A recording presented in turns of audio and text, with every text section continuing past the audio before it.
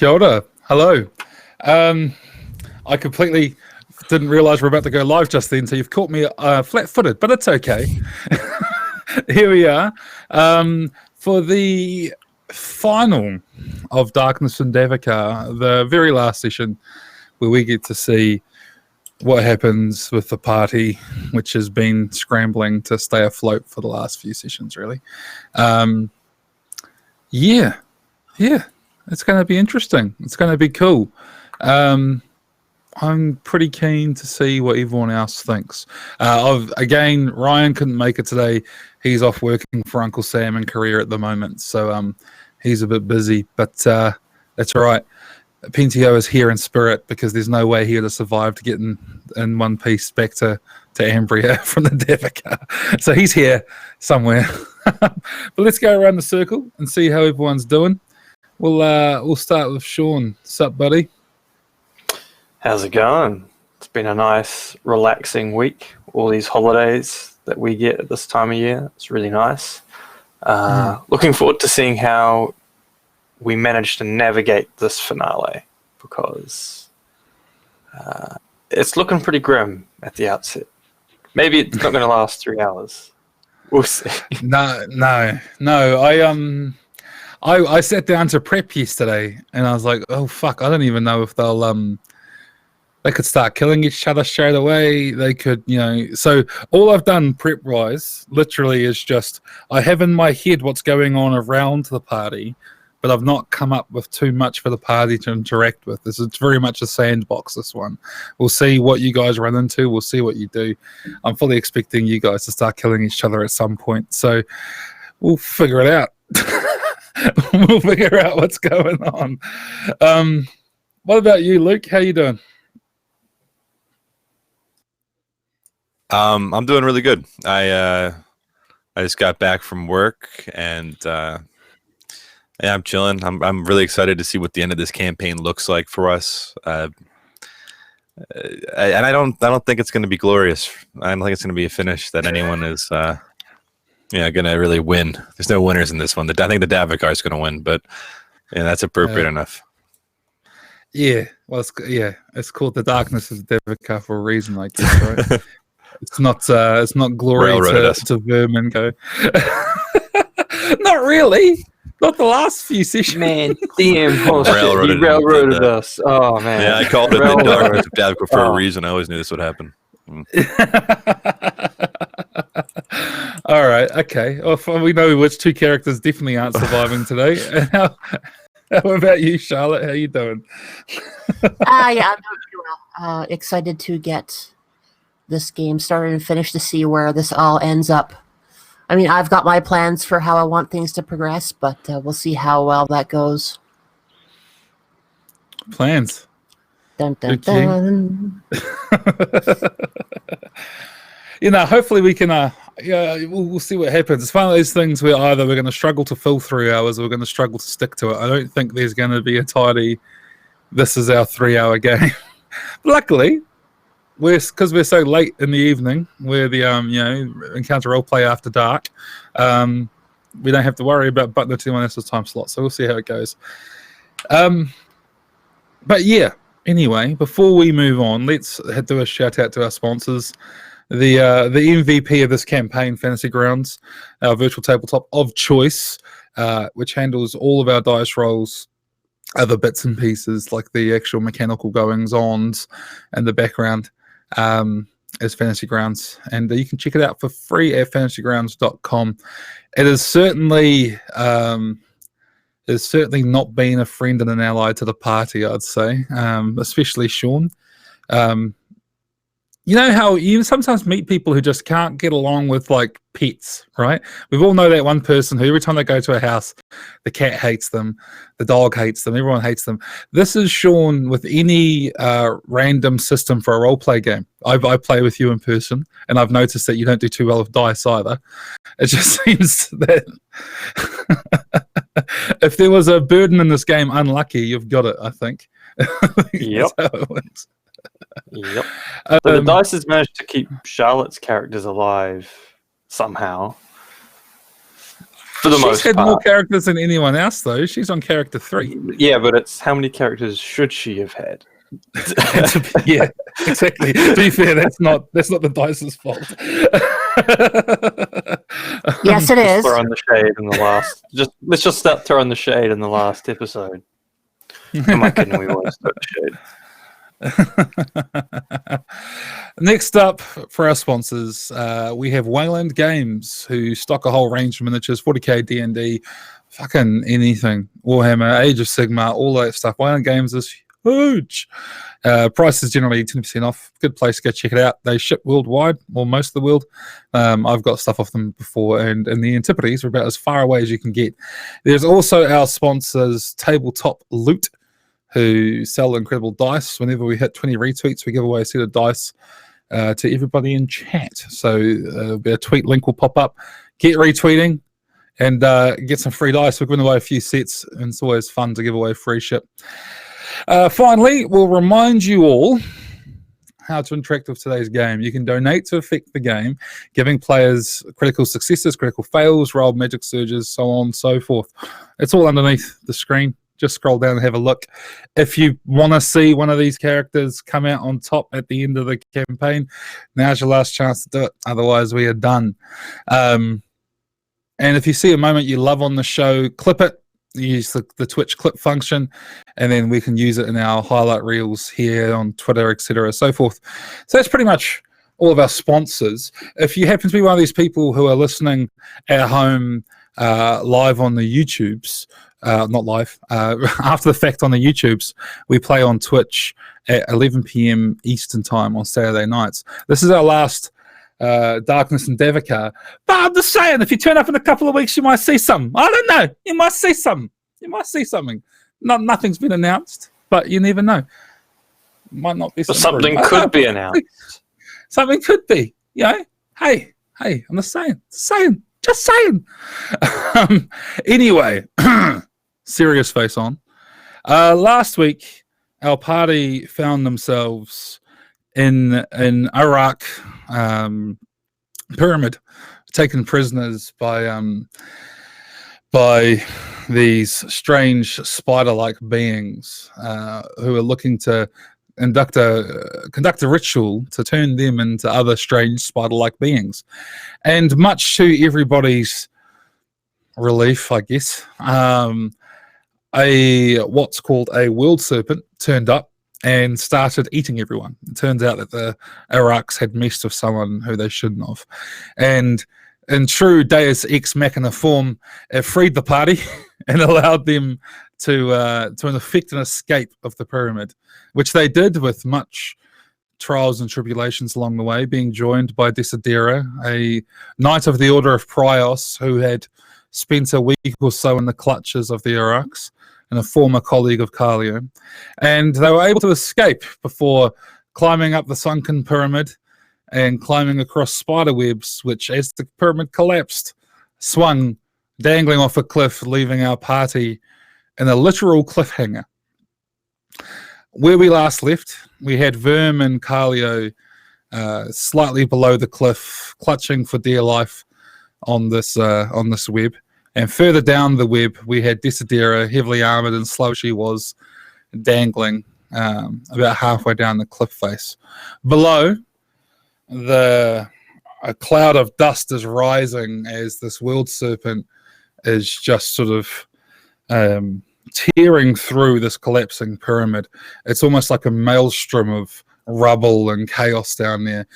You can see below the gully or the valley that you found yourself in is crawling with Iraqs and their spiderkin escaping this devastation. And the worm seems to be in a feeding frenzy of sorts. It breaks away from the pyramid and just sort of plunges through large groups of these living things. All around up the cliffs, you can even see spiders escaping upwards, trying to reach the Davokar forest up above. Over you, the large moon hangs in the night, partially obscured by cloud, as the silver light plays across the webs from which you hang. So, What's everyone thinking? We'll get an idea of what everyone's thinking, what everyone's characters are wanting to do, and where we're at in this moment. What's it look like from the perspective of our characters? So we'll start down at the bottom. Desidera hanging on for dear life, a fair ways below the other two. What's she thinking right now? Well, hanging on for dear life with an iron grip. She ain't let go of that rope. Yeah, she is just going to try and make her way up as quick as she can to the safer spots. Okay, all right. And what of Verm? Now that he's free of the pyramid, how's his uneasy alliance with the witch hunters looking? Verm is very nervous. He feels this corruption in himself. He knows what that could result in. He was half of what he was. He lost a big part of himself losing Vildsfin, and he doesn't feel confident in any kind of combat scenario now. So his life's very much on the line, and he feels death closer than he's felt it in a long time as well. So he's very nervous, and he could act out due to that, depending on the situation he's put in. So we'll see. Okay. And lastly, we have the quite heavily wounded Carlio, having taken a bit of a beating in the pyramid. What's Carlio thinking?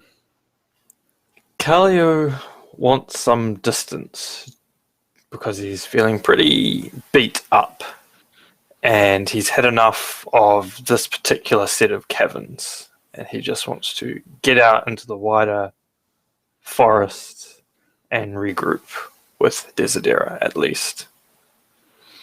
So he wants some space, essentially. Okay. If he can get it. If he can get it. And this is where we're at. All around you, the ground is shaking, even though the world serpent is some sort of 100 meters or more below you, down in the gully where the sunken pyramid is. It's such a great mass moving through the earth that it just causes earthquakes, sort of 4 or 5 on the Richter scale, all around it.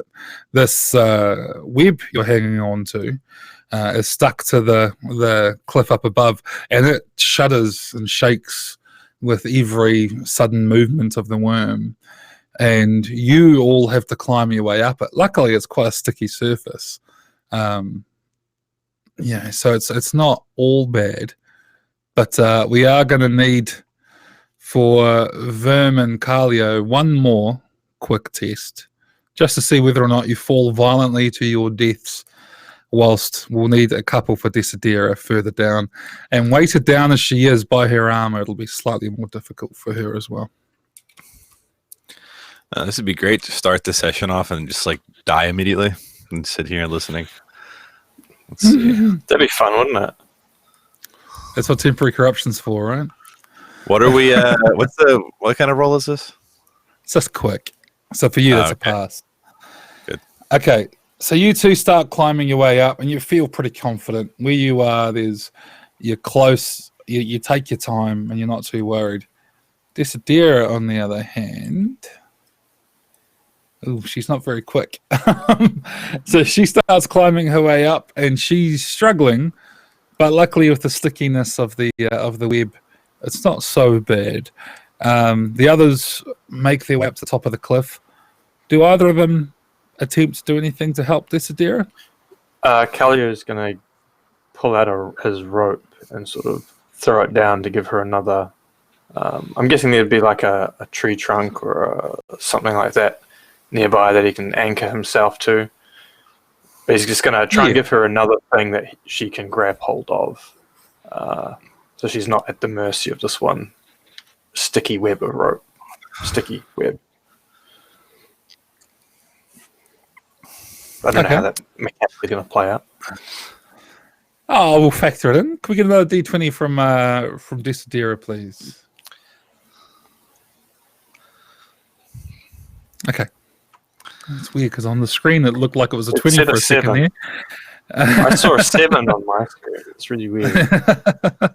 Localization's got a bit. Luckily, with the help of that rope, that is enough.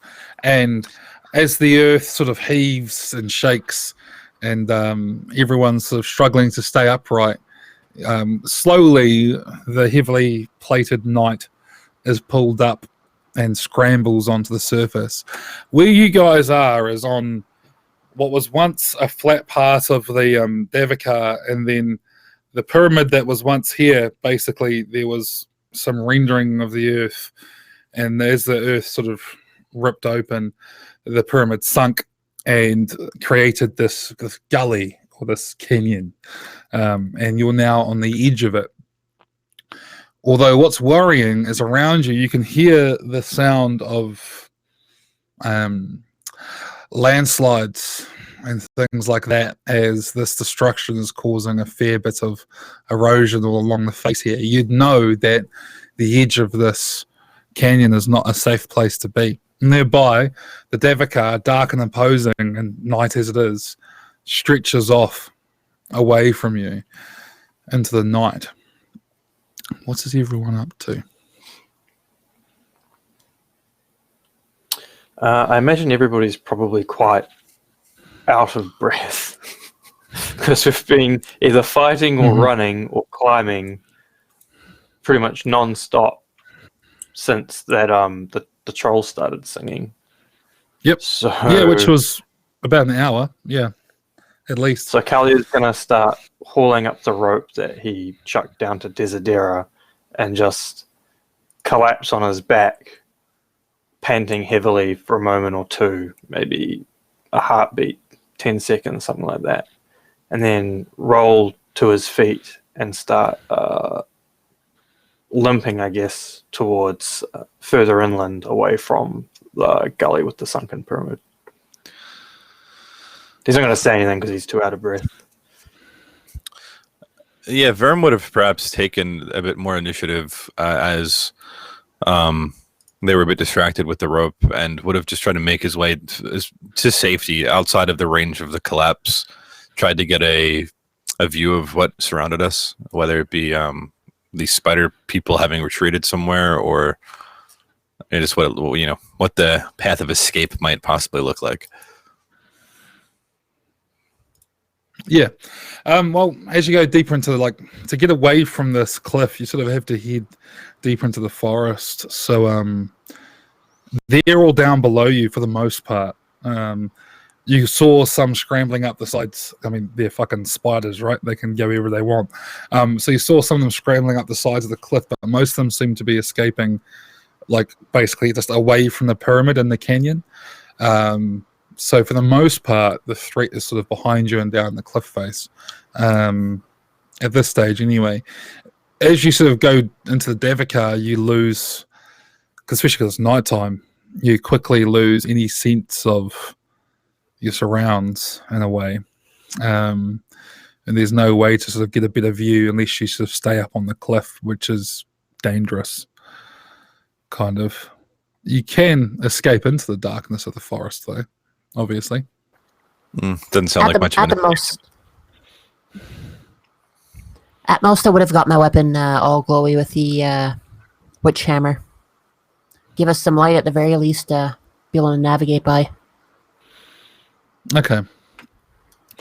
And would you two be following after them? Is that the plan? Are you wanting to stick together, or what's going on? I would be following Carlio's lead at this point. God damn.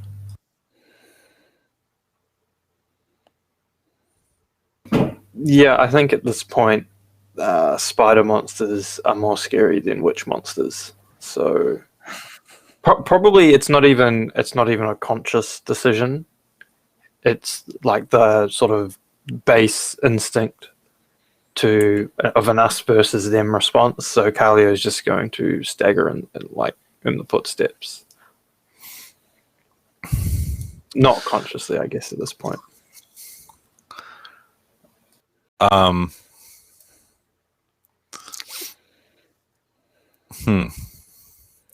Yeah, I don't think Vern would want to be followed. Does he notice that he's being followed? Because he wants to settle down somewhere where he can start bonding with Kirka, and he wants to try to bind Kirka as his familiar. And that could take an hour, and he doesn't want some fucking witch hunter staring over his shoulder while he's vulnerable. I mean, you can attempt to be relatively sneaky. Your discreet is okay, so you can give it a go. All right, let's give it a go.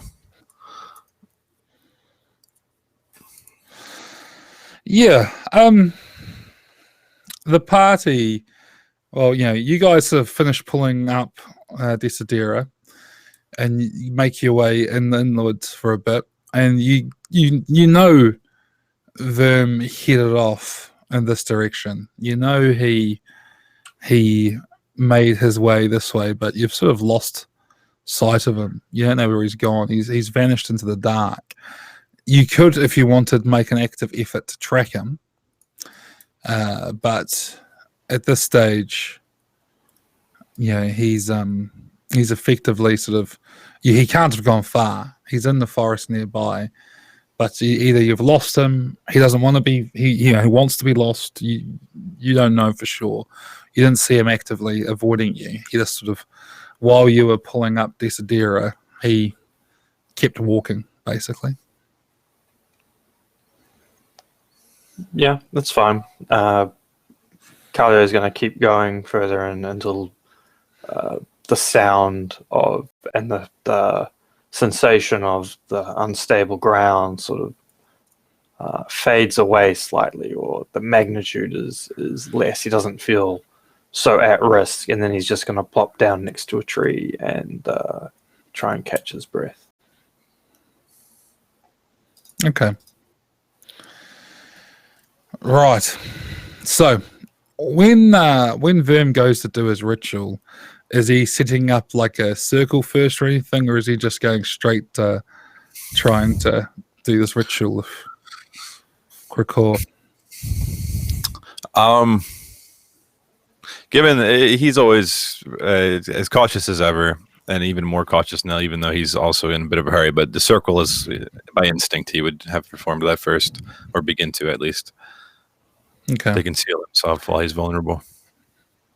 How long would our two witch hunters stop to catch their breath? Minutes. Long enough for me to succeed on a resolute roll.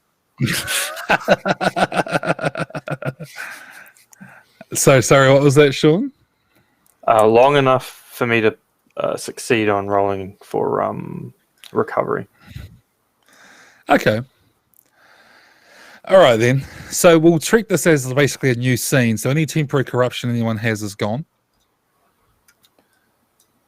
And we'll have you all do your various rolls. We'll roll for Verm last. So could we please have your roll to see whether or not you recover from your recovery, basically? Yeah. And I think that's a D4. I didn't actually check. It's like it lets me roll again, which is like recovery. 1D4. I bet you I'm going to roll a 1 because this is what we normally do on D4s, isn't it, Charlotte? Yeah, and D6s and D8s and D10s and 12s and 20s. And... So So I look get at one. I get 1 hit point back, and I can only do that once a day. Isn't that fun?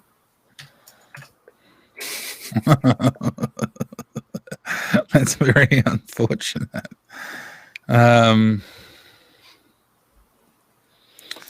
Okay. Right. So, and did you succeed in your first roll? Mm-hmm. All right. We'll say that's your first hour. So in that time, Verm's managed to succeed getting his circle up.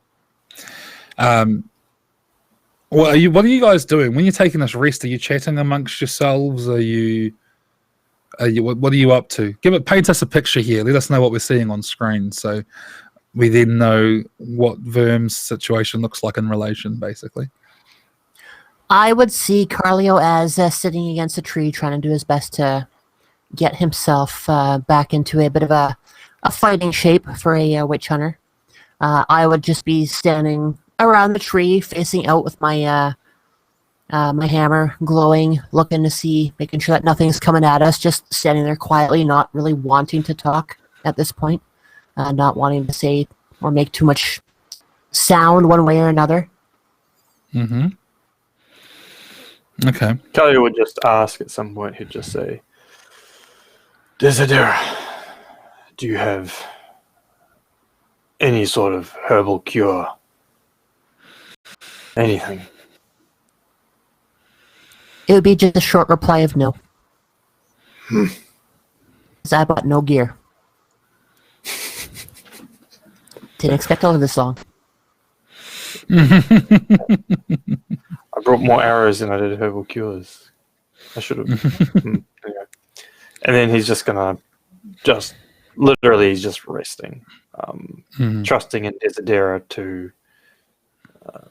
keep a close eye on things, and he's just taking stock of the surrounding forest. But he's been out here long enough to know, bless you, he's been out here long enough to know that when the sounds of the natural wildlife comes back, there aren't as many threats in the area. So it's probably what he's waiting for before he gets up and moves. Okay. Right, so in this time, Verm is setting up a circle and doing his rituals. He can hear in the distance the occasional voice of the other two.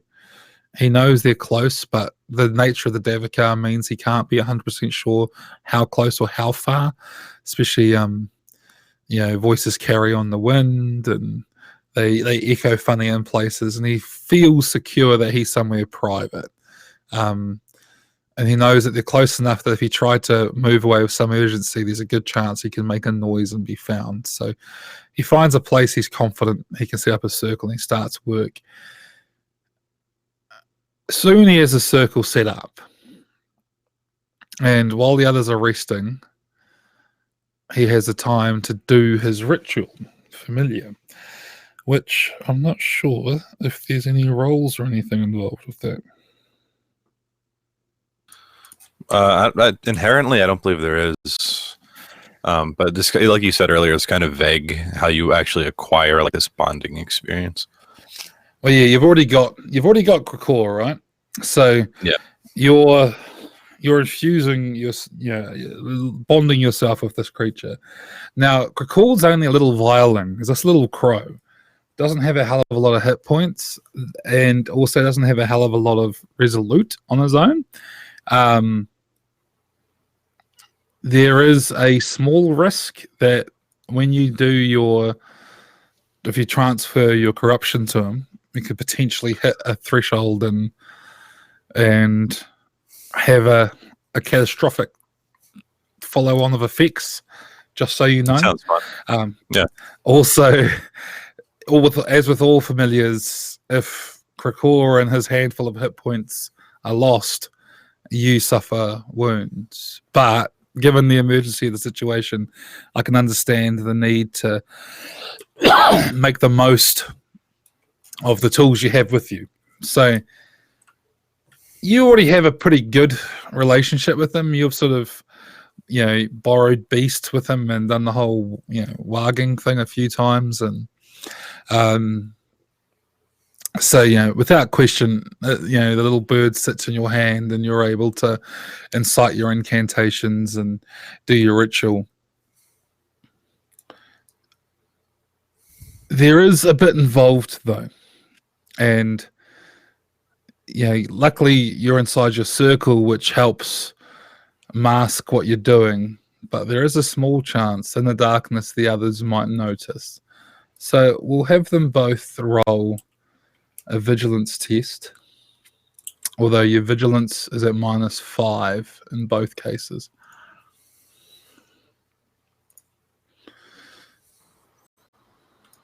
I got this. Okay. Do you? Where's your vigilance? 9. Oh, okay, you do got this. Okay.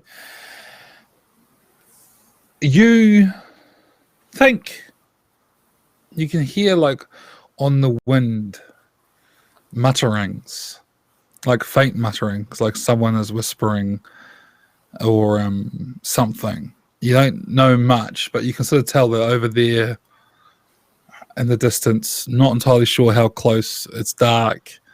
The wind is blowing through the trees. Behind you, you can still hear the worm, some distance back, just tearing through that valley and feasting on the masses of Iraqs. But you can hear the faint mutterings of some sort of incantation. While she's hearing that, Verm completes his familiar ritual. Takes his because if you have, do you have? Yeah, you've got witchcraft at level 1. That gives you. You don't take corruption. You take 1 point of corruption every time you do a ritual. Is that correct? Yeah, just 1 point. Yeah. So take your corruption. You've done 2 rituals.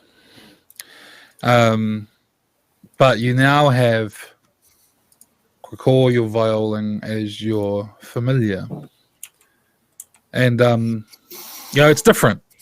Quakor thinks and sees the world differently from Vildsvin, where Vildsvin was very close to the ground and there was earthen smells and everything had a very grounded feeling. Quakor, on nature of being smaller and a bird, is much more flitting and fleeting.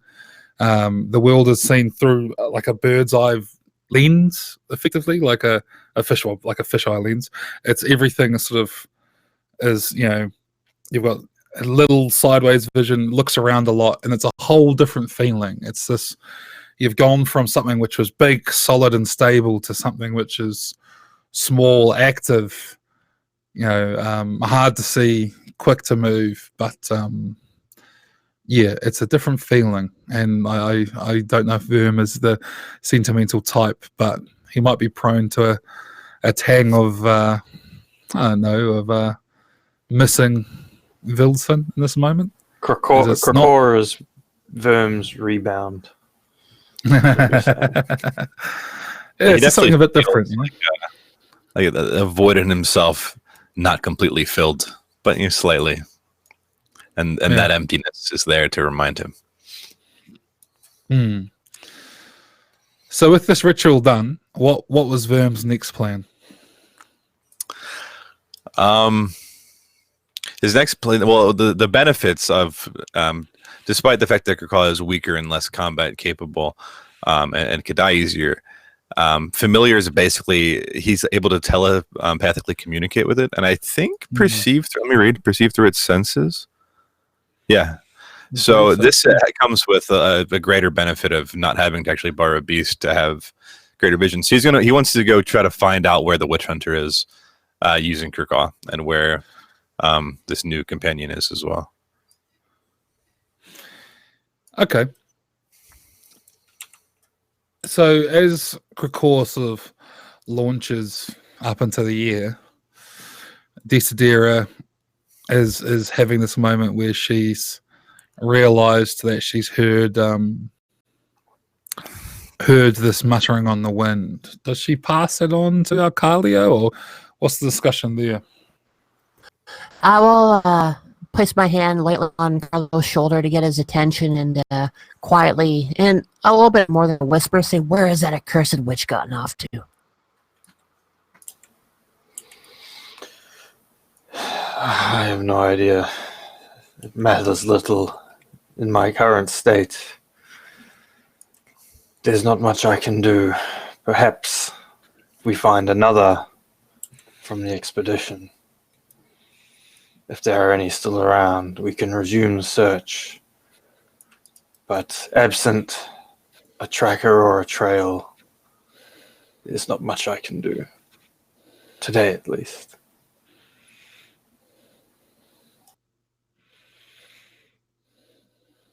Do we just leave him to his own demise and be on our way, or? It's likely that alone he won't get very far, and it's unlikely anyone will help him. So I think, as unpalatable as it is, for now we can leave him to succumb to the Davokar. As much as I would like to burn him myself. Does that would you say that this is suitable given your burden of bloodthirst? This isn't a new, like, we haven't been in combat. You have before, though. I mean, I'm just. It's up to you. It's your character. No, it's suitable. It's when he's like in combat. Like when we were dealing with the Iraqs, he wouldn't stop until they were all dead. But he hasn't actually been fighting like Verm since coming out of the webbing. So it's a hot blood thing, right? Where if there's a confrontation, but there isn't a confrontation. So he's actually able to think logically. Okay. All right. So Krakor would have sort of been flying up high and can make out the glowing of Desidera's hammer from up above, and with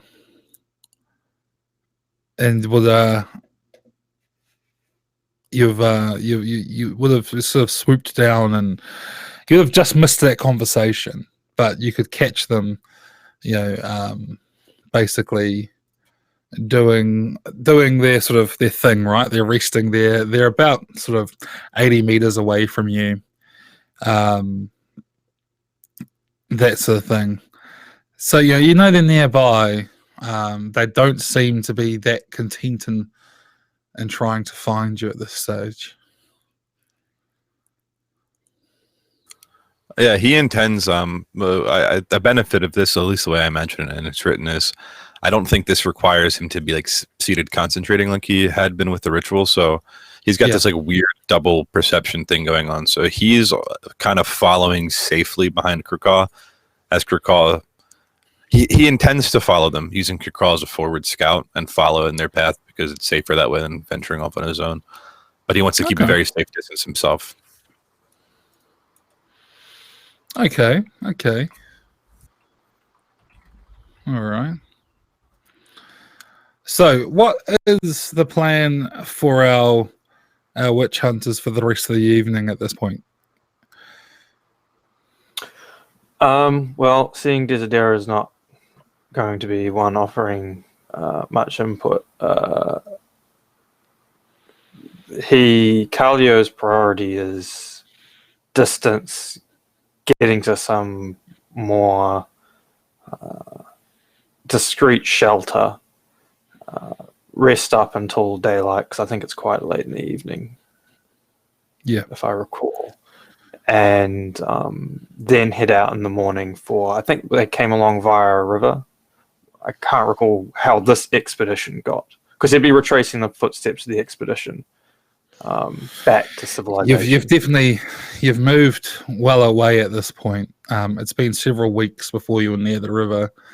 In your case, you weren't leading the expedition, so have. He's got absolutely no capacity for that. So he would have like the basic sort of wherewithal around him. What's his cunning, actually? Oh, this is worse. Not great. He's not very bright. Oh, okay, well, Desidera would have the basic cunning that the sun rises in the east, it sets in the west, and south is Ambria, right? Like that basic idea is pretty easy to follow. So whilst Kallio may not have an idea of how to figure that out,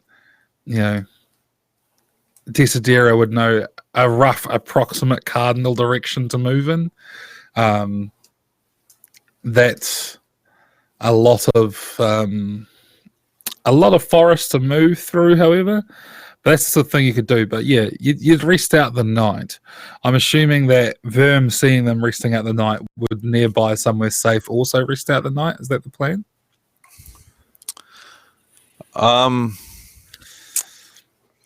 Yeah. I'm trying to get a mental image right here. No,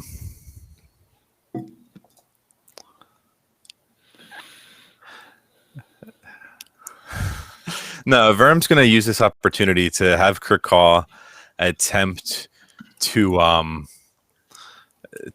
use his mighty talons to clutch around the sleeping hair of Didara and pull out a lock of hair and fly up into the tree, the canopy above, with a lock of her hair, if need be. This could be useful for him later. Okay, that's okay. Charlotte's just restarting her computer. We need to have a discussion with her when she gets back, because you've just brought up a good point which I'd forgotten about. And now, up until this point, she's been fully armored. So we need to have a discussion with her around what she does next, because I think that could change things. So, Right. yeah, elevator hold There was music. a question about whether she had a helmet too, wasn't there? And she said yes. So no one's actually seen her since she emerged from the cocoon. So yeah, we'll give her a chance to restart her computer, and then once she comes back, we'll. Poor Carlio, the only one that's not turning into something horrible. I mean, if she doesn't have You her could helmet, argue that he already is. did you describe Carlo as having hair before, or is he bald conveniently? It's not convenient. Like it's literal. It's literal. He's a witch hunter. Witches are known to be makes dicks sense, like yeah. that. So Well, he's like That was my completely. thinking. The imagining of the setting. If this was a thing, which it is, and people knew about it, I mean, it would make sense for witches to shave their heads, because fuck other witches, they all know about this dirty shit that they each can do. Verm's the least fun person to PvP against. I'm sorry about that, but he's just all of his tools are taking away your control of your characters. No, I inbuilt that into my character because we knew that we were going to be witch hunters. We knew you were a witch, and I could have spent XP on making my resolute higher, making my steadfast at a depth level, so making it pretty much impossible for you to do. But I'm like, no, I'm going to leave this massive gaping hole in my character that's conveniently exactly your strong point. So I left the door open and you just walked in. Is it really theft? If I left the door unlocked and the gates unbarred and unguarded? Pretty sure legally it is. Yep. Legally, it's totally.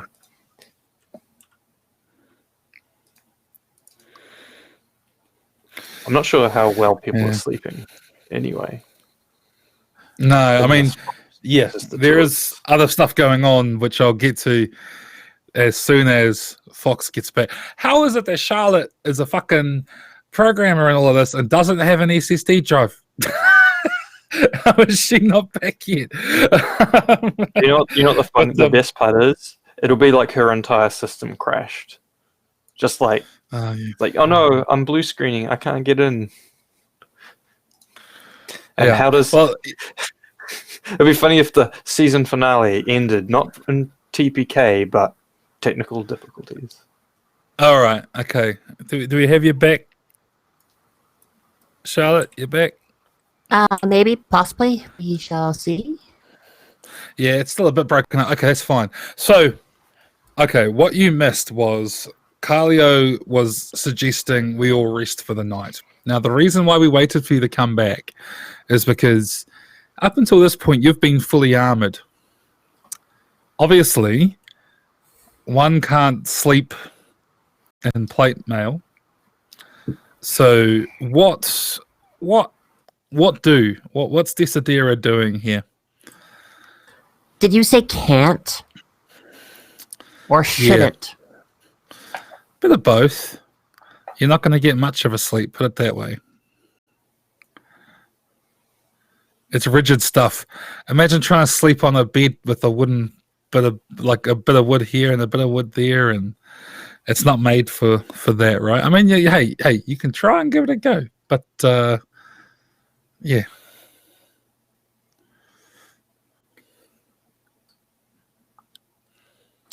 No.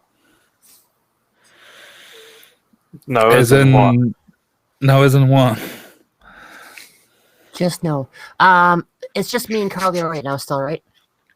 Yeah. No, Verm is out of the picture. Okay, I am going to tell Carlio that I will take first watch and for him to get some sleep, and I will relieve him when it's my turn to rest. Okay. Kalia goes to sleep, I assume. Okay. And whilst Kalio is sleeping, what is Desidera doing? Give us a picture of what her plan is while she's here on watch. What's going on? Try to keep an eye out as best as possible, and then removing her gauntlets and her boots to see what's going on for herself. She knows that something's not right, but hasn't had a chance to check it out fully yet. So while Carlio is sleeping and do his wounds and whatnot, I'm assuming that he'd be sleeping pretty good. He'd be pretty worn out. I would feel somewhat safe to start checking things out for myself. Okay. To the point of even like taking off a helmet and using the helmet as a bit of a mirror to check out my face as well, because there's things there that don't feel normal. Okay. And what does normally? Don't worry about facial features because we'll get to those in a second. Normally, what does Desidera look like? Does she have hair that's maybe cut short, shaved? Is it long? Paint us a picture. Normally going into this, her hair would have been right above her shoulders, usually kept back in her helmet. Would have been like a dirty blonde, nothing remarkable about it, just okay, long enough to stay out of the way. Cropped. Yeah. Okay. Right. So, she's there. She's below a tree. You're in the Davokar, right? And you're near, still relatively near. You've only been walking for about an hour or so away from where this pyramid was. So all around you, the night's actually quite loud and quite active. Animals that would normally be asleep are crowing and crowing or just flying away as these tremors and shakes go on. You can hear creatures through the darkness, but very quickly you start to realize that these are just panicked possums and rats and birds, which are like sort of jumping around from tree to tree up above and around you, and it's quite different for a night out. But you realize what's going on, that this is just nature reacting to the violence around you.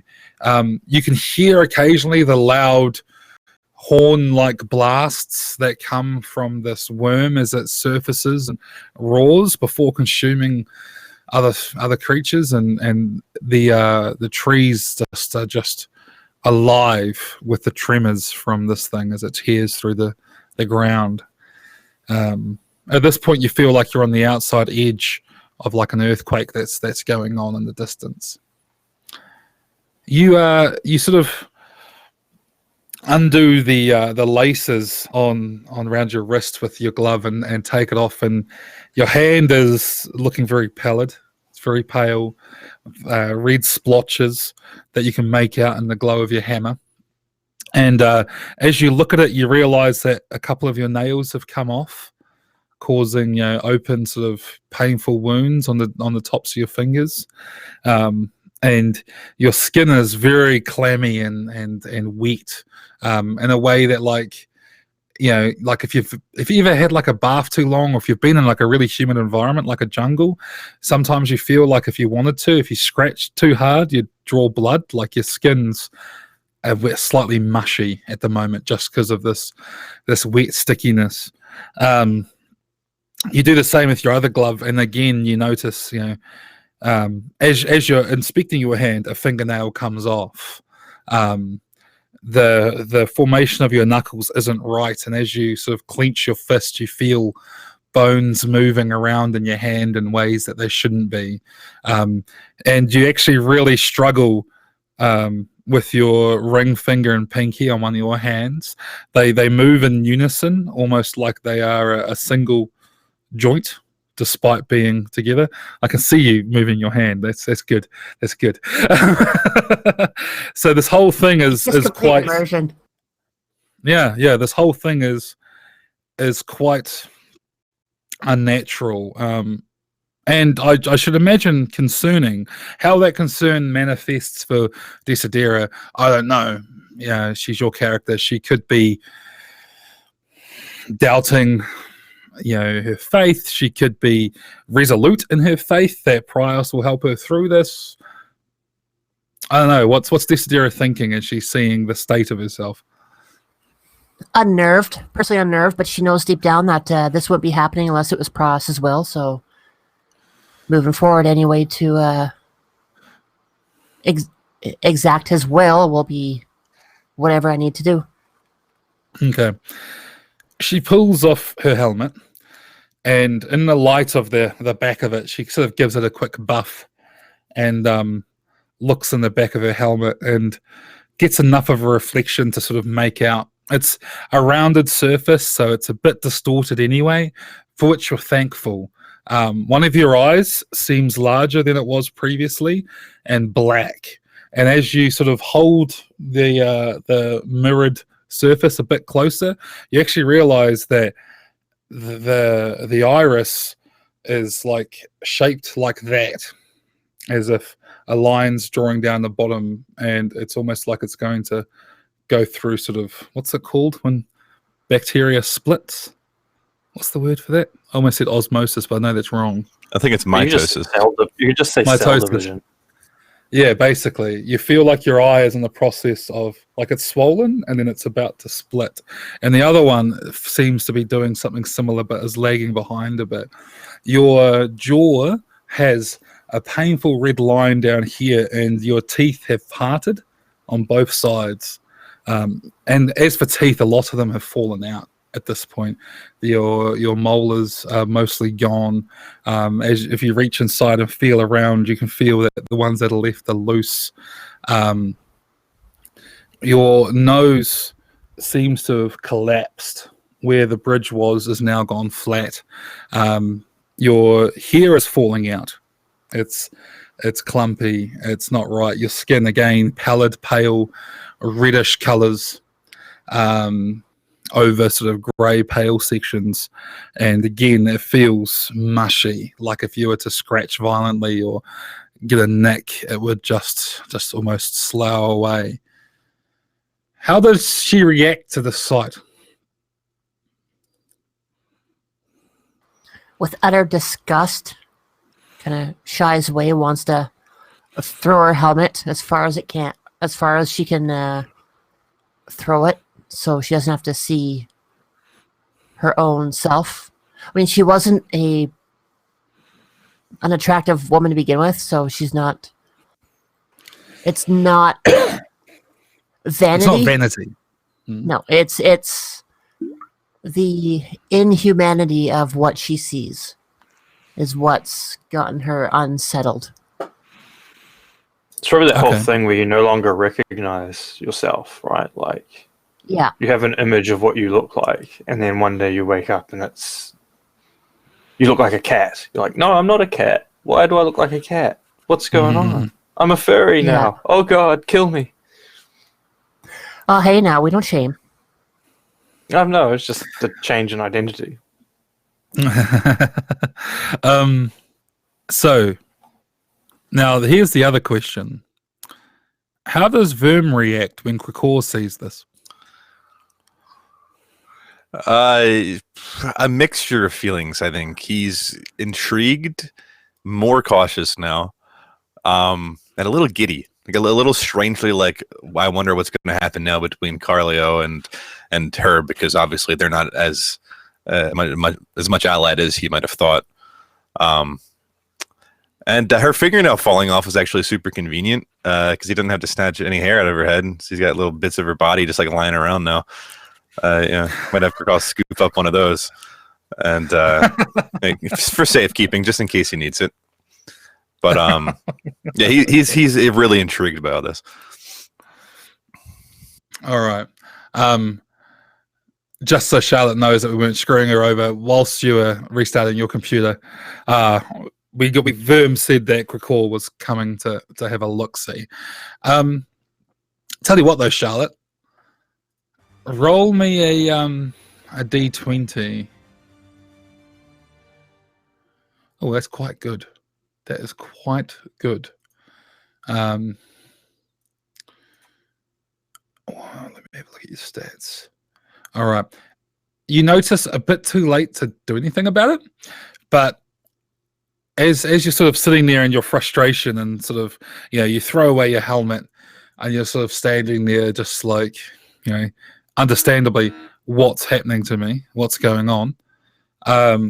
You see a crow-like bird, a dark sort of, carrion bird of some type, sort of land on the ground, pick up your nail and fly off with it. Which might strike you as odd. I don't know if your character would know that Yogg has these things. They can do this sort of thing. But, you are aware that not only are you falling apart, but nature is now claiming the bits of you which are dropping away from you. You'd also probably be quite conscious as a witch hunter or as a Templar, knowing how Templars and witch hunters look upon sudden changes to one's physique. You're probably aware of what Carlio would think if he saw you in this state as well.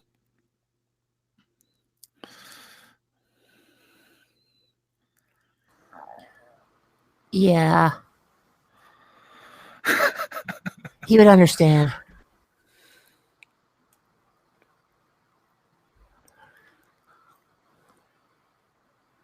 All right. Yeah. Sorry, I kind of missed like half that. I'm trying to get this technical issue sorted out.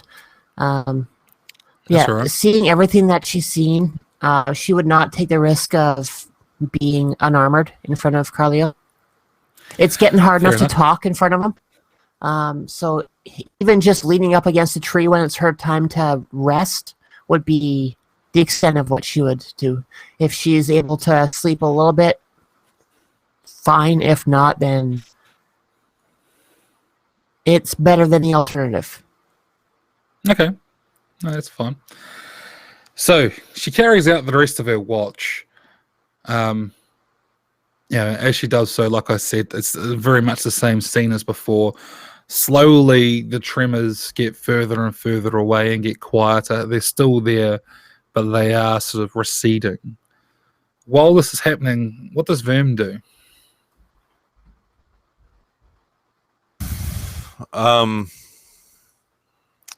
He's not in any particular hurry to deliver back her fingernail. He's not in any particular hurry to possess her, but he knows the option to do so is very, very valuable to him.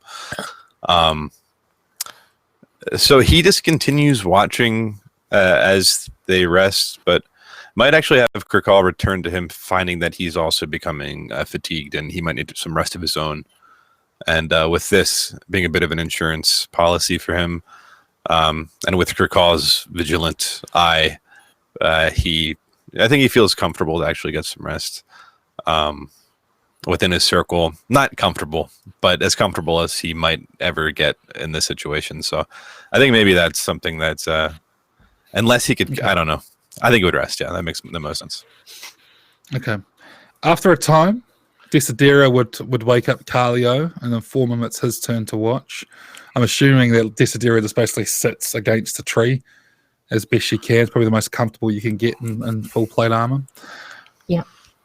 Does Kalia do anything in particular? Obviously, the hammer's going to go out when she rests, so you're not going to have any light Yeah, to see. he'd light a very small fire in the undergrowth, just enough that it casts a dim light in the immediate vicinity, and he's seen the hunters and stuff do this in the Davokar, so you know some things don't like light, some things do, and it's better for him to be able to see as opposed to not see. So he's going to light a small fire. Okay. So yeah, you get the small fire going, and you're sitting there. Desidera sort of seems to lean uncomfortably against a tree, and then soon she's very quiet and still. You assume she's getting some rest, and not long, because it was very late by the time you got in there. Not long after, the glow of the sun rises in the sky. You can't see the actual. You don't see the actual sunrise on account of being in a forest, but you notice that around you the light is picking up, and soon you're in a position where you can see without the fire, and morning has come. Still no sign of Verm at this stage. What is Carlio's plan? By the way, everyone who rested gets 1 hit point except for Desidera. Unless they're at maximum, obviously. Which I think Desidera is anyway. So, yeah. If this is a new day, could I attempt recovery again? Sure. You can do it once a day. And I need all the hit points I can get. Not yet, anyway. Not at breakfast. Yeah. So, yeah. That raises a good point. It's the morning. You have no food. You're in the forest. It's just you in this night. Neither of you are trackers nor hunters. And you've lost sight of the only person you know in the immediate area who isn't a monster, although I'm sure you probably think he's at least part monster, who has any sort of survival abilities in the forest. What is your plan at this point? It's unchanged as far as Carlo is concerned from when last spoke to Desidera, so head back the way they came, see if they can find some remnants of the expedition when it got captured, some, packs, anything lying around to scavenge, really. We wouldn't have that great of a chance of tracking that shit down from where we are now.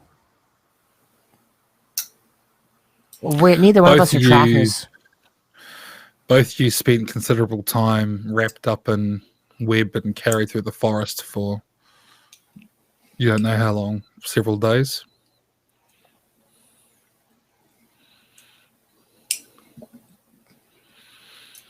Best thing we could do is try and find some water and see if we could spearfish or something. Okay. And Verm, is Verm's plan to follow them safely at a distance? For now, yeah, he's going to continue the same thing, just using Kaka as a scout and staying safely behind that. Okay. All right, so you set off in the approximate direction of south. You know that should be sped, and you make your way through the forest. By the time the sun had risen, the shuttering of the worm doing its thing was over. The world serpent must have moved on somewhere or whatever, and you feel somewhat safe. As safe as you can get in the Davokar. You set off and push through the forest, and as you do, you're noticing that where you are now is much more dense than the southern regions of the forest. You're you're pushing through proper tight country that doesn't normally have people moving through it. Could you, actually all three of you, please roll me vigilance tests? I won't tell you what they're modified by. Just get rolls from you all.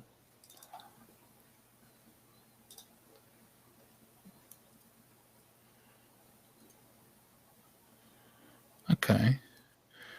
How vigilant are you all? Not very. Not Sylphin level. Rip. As you make your way through the forest,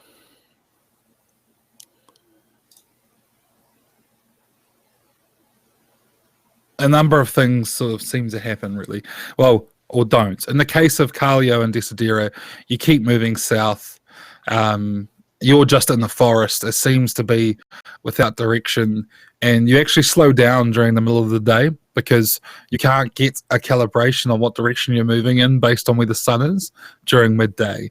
So you sort of rest through the center of the day and continue in the afternoon, as that gives you a approximate direction of west. And you know, if you keep that over your right shoulder, you can head south. However,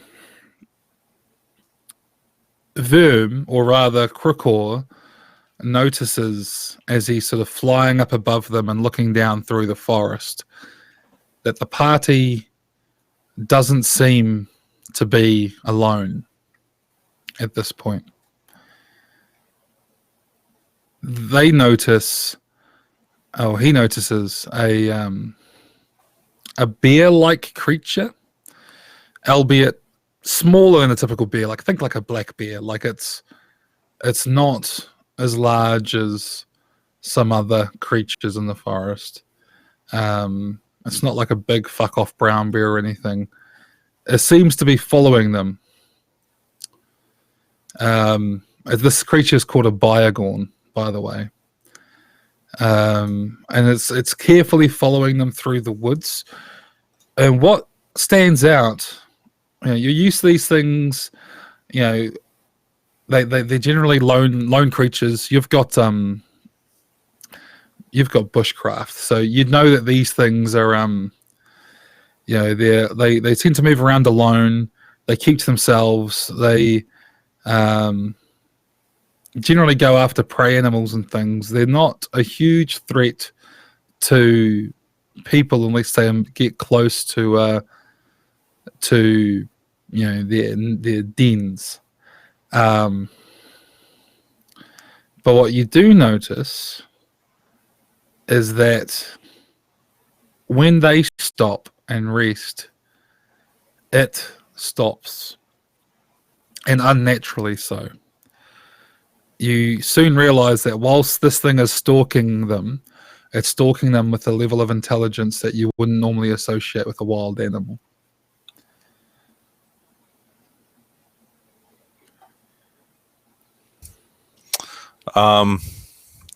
I think that Kirkal would try to position near where this thing is stalking them, and from above its head, perhaps in the branches, it would let out a loud call, a bird call, to maybe draw the attention of Carlio and Desidera in that direction and maybe spot this creature.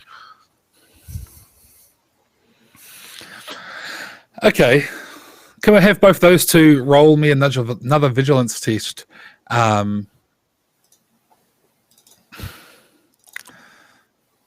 They hear a call, but they're Ambrians. This is just the forest. Desidera is completely, utterly oblivious to any of this, and we're holding on to that 20 for later. But yeah, as it stands, they don't notice anything. What does notice, though, is Krikor looks down, and the Biogorn is looking up at Krikor, and its features seem to be sort of, it's frowning at you in a way, like it's looking at you, like this is what I mean. There's an unnatural look about it. Like it seems to be having an emotional reaction to you in a way that an animal shouldn't, if that makes sense. Are you anthropomorphizing this creature? Is that what you're doing? Like, it's expressive. You can read expressions on its face. Kind of. It looks frustrated Kind when of. it looks at you. Looks suspicious. To give you an idea what this thing looks like, have you ever seen a honey badger? All right.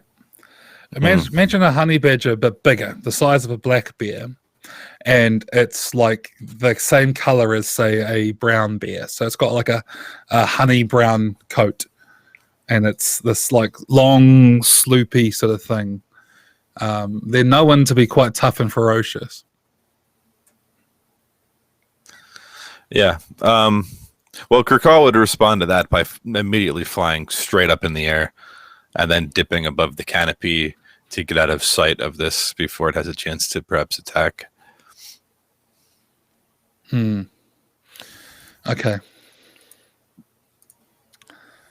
So, soon after this rest, the party continues south.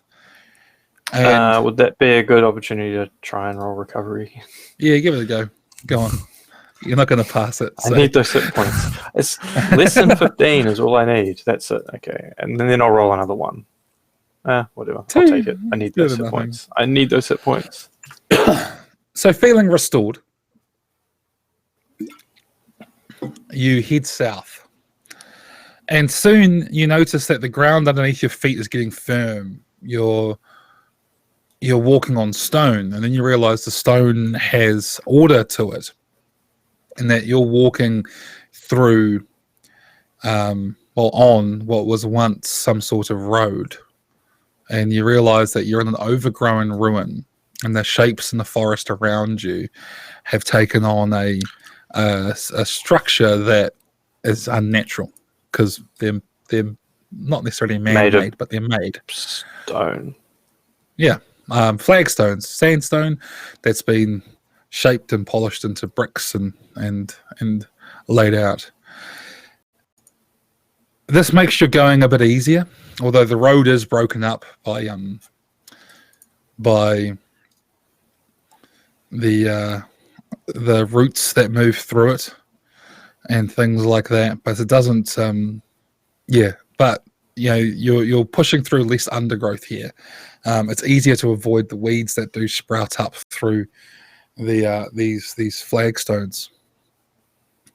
You realize that to your south there appears to be a rise in the grade, like you're moving towards some sort of low hill in the distance, and this road you're following seems to head in that direction. Soon Verm is also moving along. Well, not necessarily, it's up to Verm if he does or not, but he's following them as they move along this road. It gets more and more difficult to actually stay off the road behind them as you're moving through the ruins of a town. This is interesting to all of you because you know the ruins of the old SYMBAROUM Empire is often renowned for being full of wealth. This is the sort of place treasure hunters come looking for. So wherever you are is a place you kind of others would probably kill to be at. Do you do anything different once you're in this environment, or? It's early afternoon, right? Mm-hmm. Is there any sort of like, I mean, my character's a dullard, but is there any sort of difference in atmosphere in this part of from where we're walking? So we're walking through an old ruined village, town, whatever. Does it feel different? Like, does the sense of the air sort of feel more oppressive, less oppressive, that sort of thing that just like naturally you pick up as a person? Slightly less, on account of, because you're on this road, there's less trees like immediately around you. You were in a really dense part of the forest previously, and now that you're moving along this road, like I said, trees are breaking it up, roots are growing under it, and there's still trees over top of you, but before you were pushing violently through trees, now this path has created a bit of room, and the other ruins are doing the same. Their foundations are blocking the growth of some of these trees. The trees are growing in the gaps between the buildings, which means the buildings create gaps, if that makes sense. And that's given you a bit less of an oppressive sort of feeling from the air. You're breathing a bit better, and generally feeling a bit more open. With that, maybe a bit more exposed. Are there But more any able to moving see water something sources that nearby? approaches. Sorry, what was that? Sean? Is there any moving water sources nearby? I tell you what, roll a actually no, you rolled a 20 before. You don't know. Not that you can hear. You're completely, you are just, we're heading this way. We'll know water when we walk into it. So it's a series of buildings. Do any of them look like what does that look like, right? Like you just described ruined They're all buildings. heavily ruined and heavily overgrown. They've been here for hundreds, if not thousands of years. They're sandstone in construction. So all sort of, brown and tans and dark browns, covered in vines and roots, detritus from the trees around. Most of the buildings are small, sort of single-story buildings. You feel like you're walking along what was probably once a thoroughfare, and the road seems to be leading towards this hill, and the top of the hill seems artificially flattened. You can't make out much amongst the trees, but you wouldn't be surprised if some sort of building of prominence was on this hill. Mm-hmm. Callio's an idiot, so he's going to keep following the promenade towards this large building. Because there might be something of use there. Either shelter or tools or something that he can use to keep going south. I mean, he's looking for water, but he's not very vigilant, so he's probably not going to see anything unless he can hear it, essentially. It wouldn't occur to him that towns would have a water supply like it would to me. Mm-hmm. Okay. And Desidera just follows Kalia? Yeah, pretty much. Okay. And is Verm still just following the others? Well, it depends. Because they're heading into somewhere. I imagine there's somewhat of a clearing around this area where he might have to be more revealed. And he's also keeping a close eye on this creature and seeing what that is. That still following them as well? Roll a test to see if you can track it. It'll be another vigilance test. It's opposed. Okay, yeah, it still is. It's keeping off the road that they're on and moving through the bushes and things on the side, but it's definitely still tracking them. As for clearings, not really. It's still a forest, although if you were to move along the road, which is the only way you can readily directly follow them, you would be more exposed. It would be easier for them to spot you. Okay. Well, Verm's going to primarily focus on this creature for now, making sure he's got eyes on it so that it doesn't have eyes on him, because it's following the rest of them anyway. So he's going to continue doing just that until something happens. Okay.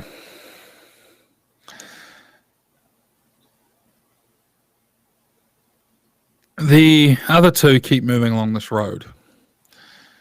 And as they do, the buildings and the ruins around them seem to get bigger. They cast longer shadows.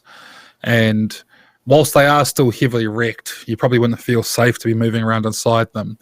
They are certainly more substantial in design. And then they stop, and the road seems to break out into what would have been a square of some sort, a town square, in front of this large hill. Here, trees have shot up through the gaps in the square, and there is a light canopy, but for the most part, it's this big open space. And across it, you can see that the path turns into stairs and makes its way up this hill. Do you follow those stairs? Mm-hmm. Unless Desidera says anything. No, I'm going to follow along.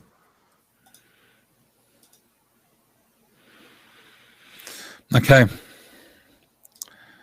It's getting late in the afternoon at this point, quite late. The shadows are getting longer. The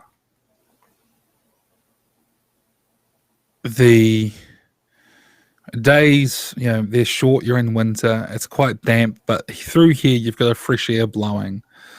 Could you all roll me vigilance tests, please?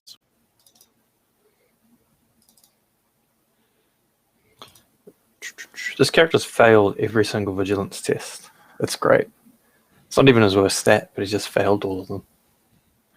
Those of you who passed are aware that there is no sounds of wildlife here. The usual sounds you expect in a forest have stopped. Do you hear that, Carlio? No, I hear nothing. Exactly. There is no sounds. There's nothing going on. Something's not right. You should go check. Check. What? Go look for sound. Go look for sound. Have you taken leave of your senses? No, it's okay. It's okay. Don't worry about it. There is no birds, there's no critters, there's no movement of any sorts. There's something in the area. We need to keep our eyes open. Well, I'll ensure I do just that, but as it's getting late, shelter is probably easier to rest out of sight in shelter. The best that we may be able to do right now is in the rooms that are around us. At least stops the wind from getting in. That's what I was thinking. And this series of larger buildings might have something of use in the fights to come, perhaps. Who knows? That is fair. Lead on. We'll check them out. See what we can find. Not sure why I'm leading when you're on the heavy plate. Well, somebody's got to have your back. Galio's So what are you doing? He's going to continue on. Okay. But being As you extra do- vigilant, so at a slower pace, I guess. Yeah. More furtive Okay. glances around. As you reach the bottom of the hill and the road turns to stairs, you can see the remnants of what must have once been pillars on either side of the stair raising up. Most of them are broken, but on the ones that still stand, you can make out the tarnished green figures of what were once sort of bronze statues depicting various figures and poses of battle or hunting or whatever. These figures, they hold long spears and seem to be standing over the prostrate forms of creatures that they are threatening with their weapons, or they're standing triumphant, or sitting astride a mount, and you get the feeling like you're at some sort of, obviously very important pathway. Also, you can see that the steps here are wet, faintly so, but there is a trickle moving down them, and you can hear the sound of running water up the hill. As you look up the hill into the forest, you kind of struggle to make out whatever structure is up there, but you can hear close the howling of some sort of wolf. And then it is met by some sort of growl off to your rear. Krakor notices that the growl comes from the Biogorn that has been following them.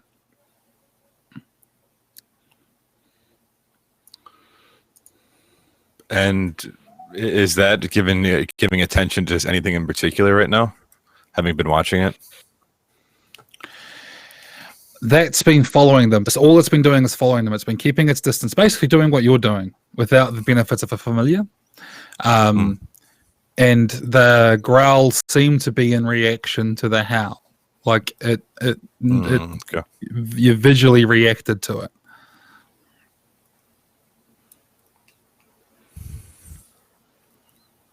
Yeah, Baram's just not doing shit until some shit goes down. He's got no reason to spring to action. Okay. If you're waiting on, like, he doesn't have anything. That's fine. That's fine. It's yeah. So the wolf howl was from what direction? Because we're walking up these steps. It's from up the hill in the direction of the basically up the steps.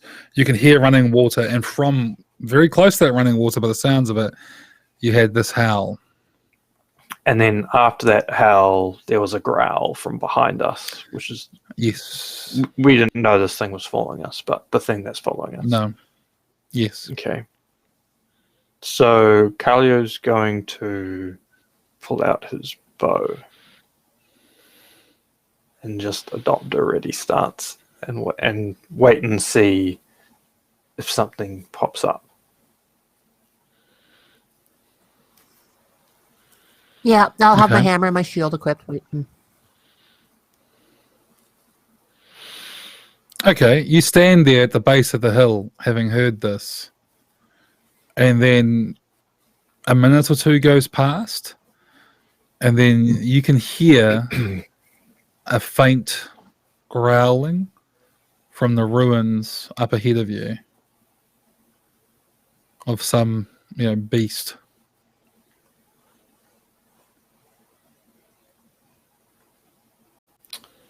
And nothing more behind us. No, it's very dog-like, this growling, and it's the sort of sound you associate with a dog sort of warning you off, like it's a threatening growl. It's not, like it's something which, you've been around dogs, you're Ambrians. This is the sound you expect when a dog is growling at you and its heckles are up and it's ready. Do we really need to go up here? Do you have water?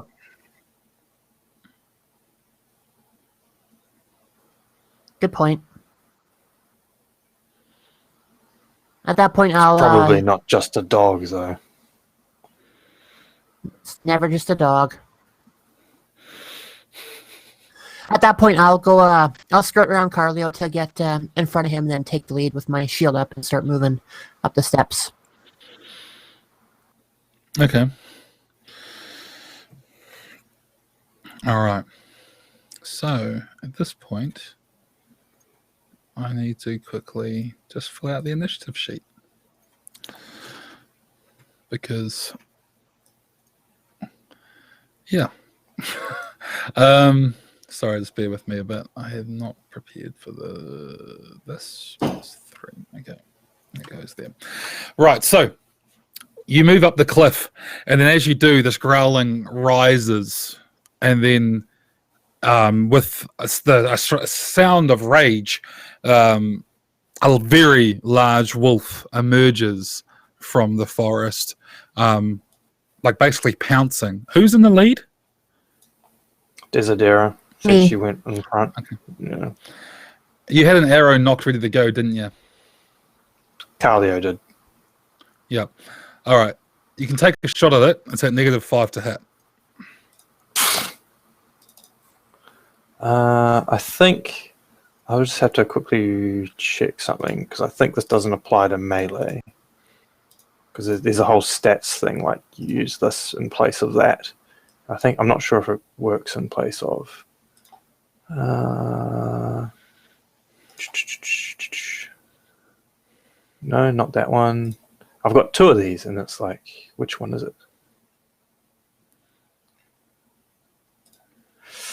The character may use persuasive instead of accurate in melee combat. Okay, so good to know. get it out of the way nice and wow. early with it's ranged arrow, so I guess the bows. Right, but there's another thing happening at the same time, which we'll deal with shortly. You're going to hit me in the back. I mean, you're not in melee combat with Desidera, though. It's pouncing. It's attacking Desidera, I mean, but no, there's lots of things you that fire could the be. arrow. You fire the arrow, and as you do, the string of the bow breaks, and the arrow actually, the string strikes you in the face, like a whipping motion, and this causes you a distraction, which you'll see why that's bad in a moment. First things first, though, this hunger wolf has launched itself upon Desidera. Desidera, I need you to roll me a defense at -3. Okay, I would like to say something first before that. What kind of bow did Carlio have? Was it an actual bow or crossbow? It was a bow. Okay, so instead of the string hitting him in the face, he's going to punch himself in the face.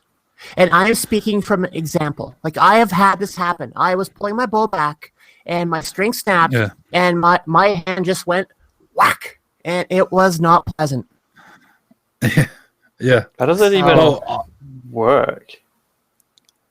Well, because you've got this tension, and you're pulling against it, and then the tension goes. So you're pulling back, right? And it goes. You hit yourself, is what she's saying. Yep. Oh, okay. Yeah. Because I'm just imagining you're holding it, and then it goes, but yeah. It's generally when you're in the process of drawing back is when it's going to snap. When you're back all the way, you're already holding on to it. If it was going to snap by that point, it would have already. So you're being launched on by this hunger wolf. You need to roll a defense at -3. You're going to need to do it twice because this thing has 2 attacks.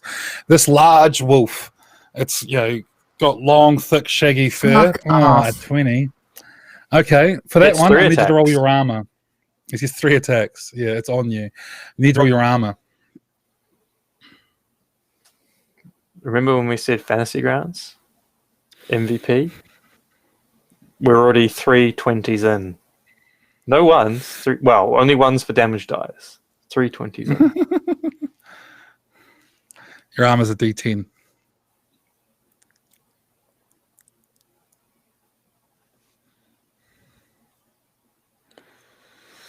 All right, you take 3 points of damage, and you're rolling me defense again at -3.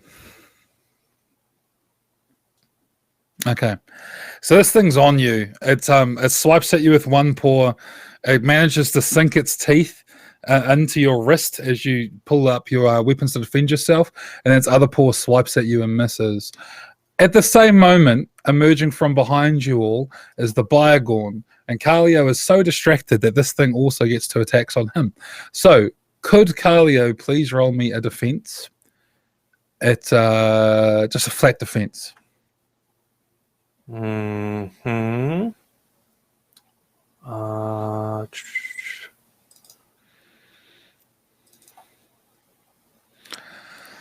It gets 3 attacks as well. Could you roll me your armor, please, for that first one? It's going to be a 1. Okay, you take 4 points of damage. Now roll me your defense again, flat defense. Oh no, I gotta check my damage first. All right. Another flat defense. Mm-hmm. Okay, so it gets 1 hit on you as this thing launches at you. Like I described before, this is like a large sort of beaver-like creature, well, not beaver, badger-like creature, and it's on you, and it's tearing at you. Both of you notice that your respective creature, which is attacking you, appears to have a ring around one of its limbs, like a metal ring, almost like a collar around its what its bicep would be. Right. Is it made of iron? Order. It looks like it could be, yes. Verm, what does Verm do? He's seen his 2 witch hunters be ambushed by these creatures. 2 creatures which normally wouldn't be acting in unison seem to be. That's a really good question. And I don't think Verm's going to do anything this turn because I can't think of any reason why he would. He's going to watch to try to make sense of why this is happening and maybe what the best course of action is, whether it's to try to sneak away But I don't know. He's got no real reason to keep him alive necessarily. I don't know. He's not going to do shit. He's just going to be hiding. What's Krakor doing? What's Krakor up to at this moment? Krakor's still watching. He's kind of got like if Verm, I think Krakor's the one that can see the battle, and Verm's still more safely positioned away. Yeah. Mm-hmm. So Krakor is kind of also keeping a safe distance, is keeping an eye on what's happening. And maybe Verm is looking around himself, making sure, trying to get an eye if there's anything else on the way, if this is an isolated kind of attack. So far, I've been assuming that Krakor is sort of flying behind them. How is he watching this attack? Since they are now more or less stationary, is he circling? Is he landing? What's he doing? I'm trying to figure out what else he'd be seeing, if that makes sense. Okay, yeah, I think that he'd be kind of circling. Getting... in addition to what's happening, maybe a little bit of visibility around it, but mostly focused on what's happening and circling. Roll a vigilance test for a Krakor, which is really high. Yeah, that'll do it.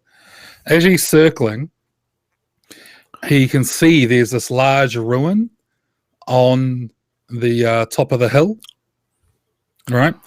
And this ruin, there's like it's like was once, looks like some sort of temple, and there's a fountain here which is mostly broken and collapsed, but water is still pouring out of it.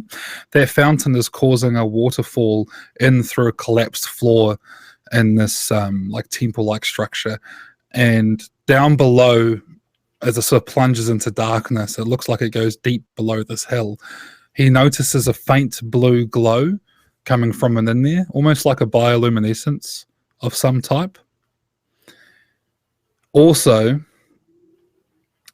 he notices a third creature moving around what's going on up on the top of the hill by this ruined temple. And this third creature looks like, he's a bit too far away to get a good look, but it appears to be a sort of large elk with very light colored fur. That's interesting. Is Vern positioned in such a way to begin maneuvering, kind of wrapping around toward the temple and getting a little closer to these two things while still keeping himself safe? Not going it'll take a while. You could circle around the battle. It'll take you several turns. Okay. Yeah, he's got time. I'll do All that. right, then. We'll start a clock, shall we? Are you trying to be hidden? You trying to hold yourself, or? Yeah, hidden as fuck. Okay, roll a discreet test.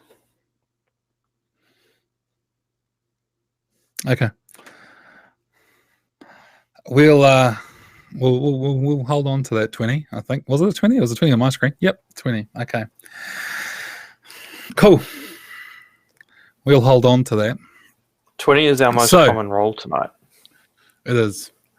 Carlio, it is your turn. Well, my bow is useless until I replace the string, so he's just going to drop it for the time being. Attempt to cast Blessed Shield on himself, which is Resolute, which is Persuasion, which he passes, so he's now got his Blessed Shield up, and then he's going to switch to his pike. I won't be able to attack. But no, that's your turn. Okay. Normally the Bygorn would go next, but your 20 let it go in advance. So next we have Desidera. What does Desidera do? Try and knock the head completely clean off that wolf that's attacking me. Sure. Roll to hit. You're looking at a negative... No. Maybe a negative 5. So, no. Okay. No, you swing at it. It's yeah, it just doesn't.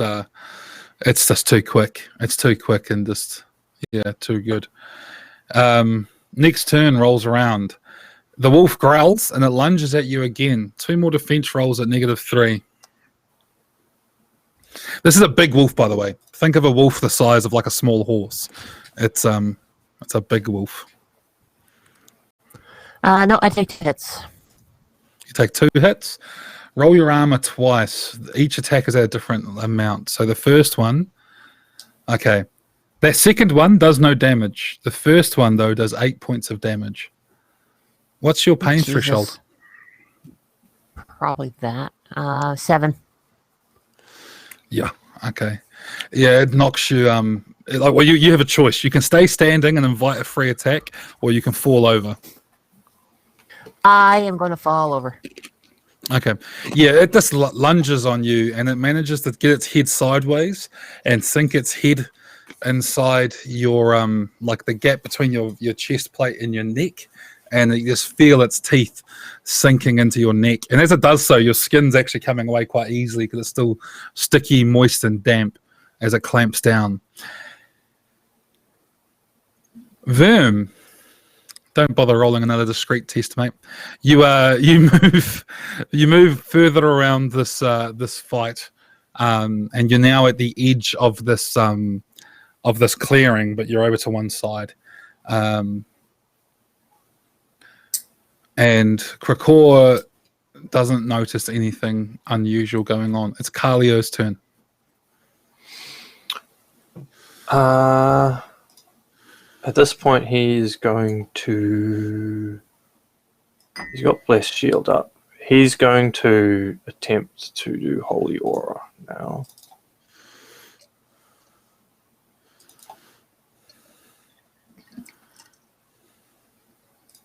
What does critical success on a ability power get me?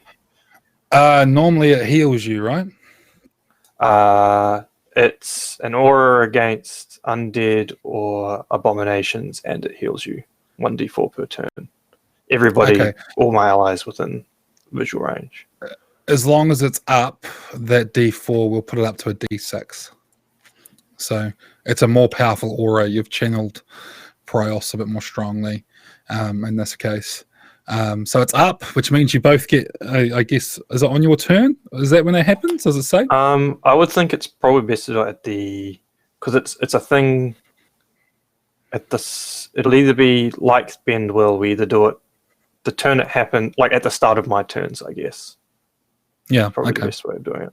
So you'd get it now and then at the start of my next turn. Subsequent turns. Yep. Okay. So 1d6. 1d6, and that's also 1d6 for Desidera as well. Mm-hmm. Okay. Hey, you both regain 2 wounds. You regain 2 wounds, and I'm assuming that's your turn done, is it? Yes. Okay. You're now being attacked again by the Biogorn. I need you to roll me a flat defense.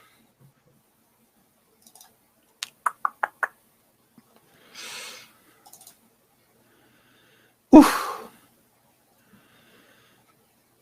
Is it? That's a fail? Pass? That's a fail. Yeah.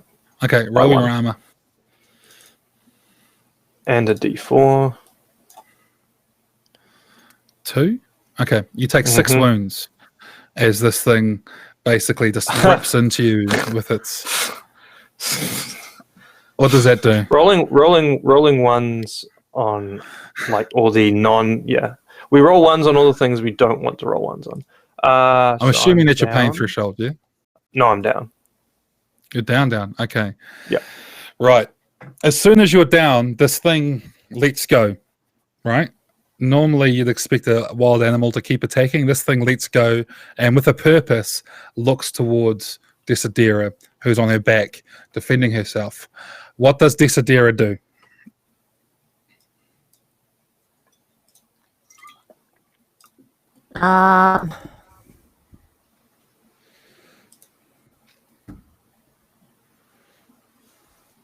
Try to smack it in the face with a shield.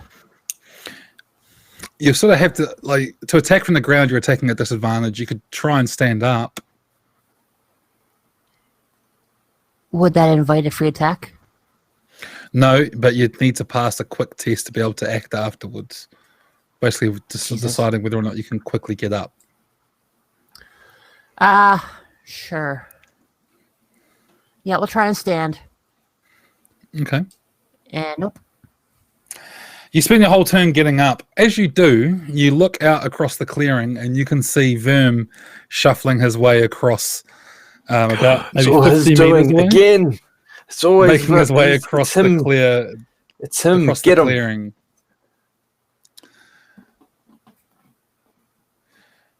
And it is now. Where's that? Except all that comes out when I'm trying to say that is.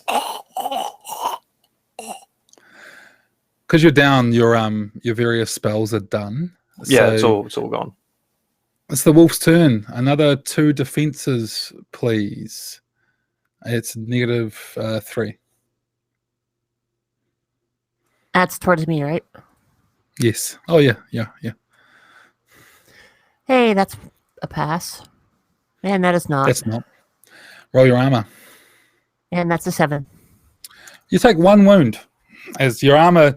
Yeah, this thing clamps down on your that bit. I forgot the name of that bit in armor. I want to say greave, but that's your legs. So in that bit, and it Bracer. bites down. Bracer, that's it. And it bites down, and you feel your armor bend under this wolf's grip, and this sort of pinches your arm violently. It is now the Biogorn's turn, which rushes up and pounces upon you as well. So it has advantage. So roll your defense at -2. Ooh, No. roll your armor. Oh, Jesus.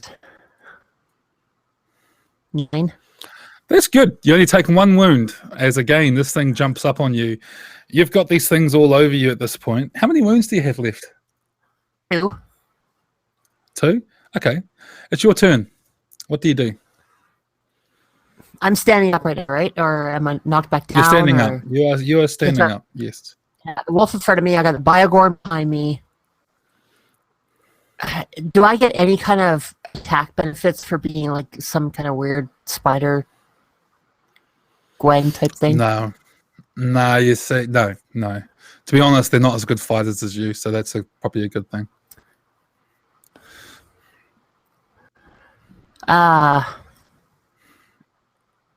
Yeah, as a reaction, I'm going to swing the hammer behind me and try and hit whatever hit me from behind. Well, it hits you from behind. Okay. That was actually a good choice. This thing is not hard to hit. Roll a attack at +7, actually. They're really easy to hit. So anything but a 20, essentially, I think, right? Those are famous last words, but yeah. Okay. Yeah. So you swing around at this thing and you hit it. Roll damage. And that is going to be 1d10. You smack it, and its thick fur just sort of seems to absorb the blow. Hitting it wasn't hard. I didn't even try and dodge you, but it just sort of tanked the damage. And I forgot, by the way, it was Verm's turn. I'm assuming Verm is still running across the clearing earlier? Yeah, sure. Yeah, I mean, that's what he's been focused on. So Verm's reached the base of the hill at this point. He just has to run up the hill.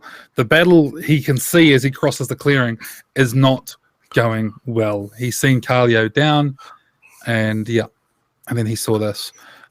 We also forgot to roll Carlio's death test. So could Carlio please roll me a d20? Fail. Carlio is 1 step closer to death. Aren't we all?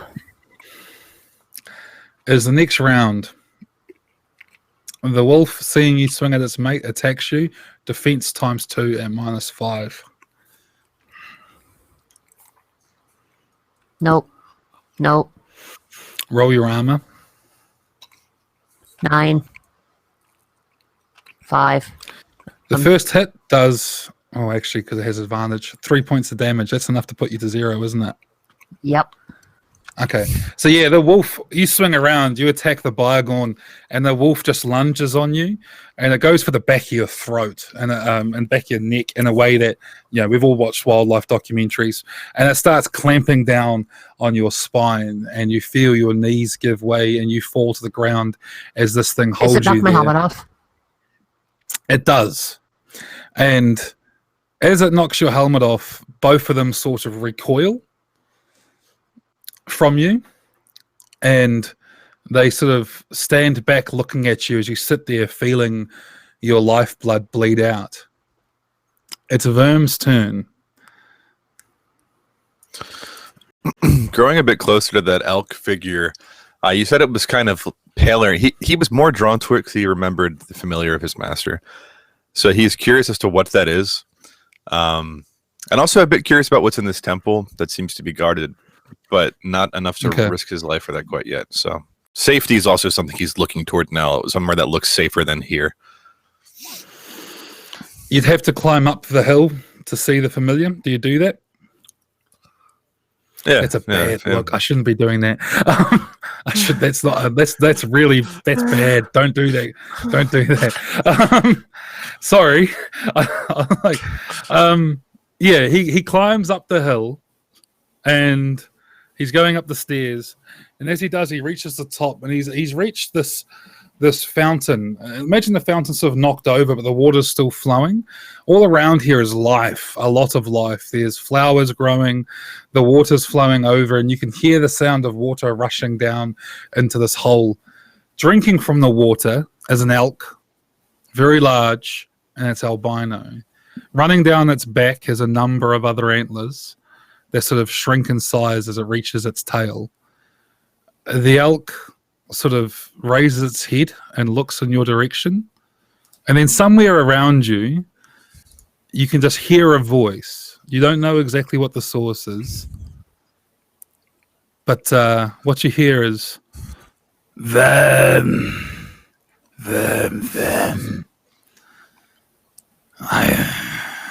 The curse won't leave me, and you found your way here. And that's the end of the turn. Carlio, roll your health, please. Your death save. Another fail. One left. Okay.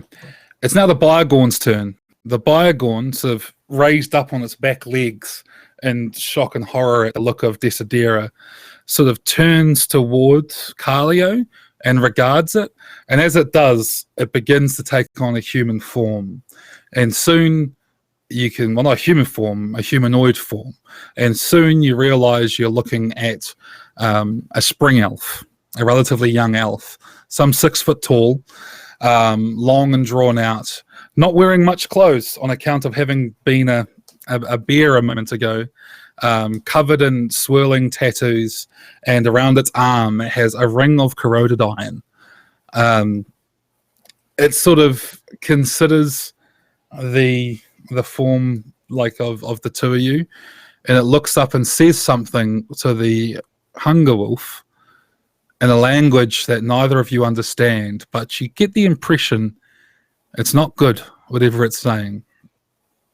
It's Desidera's turn. Please roll me a death save, a death check.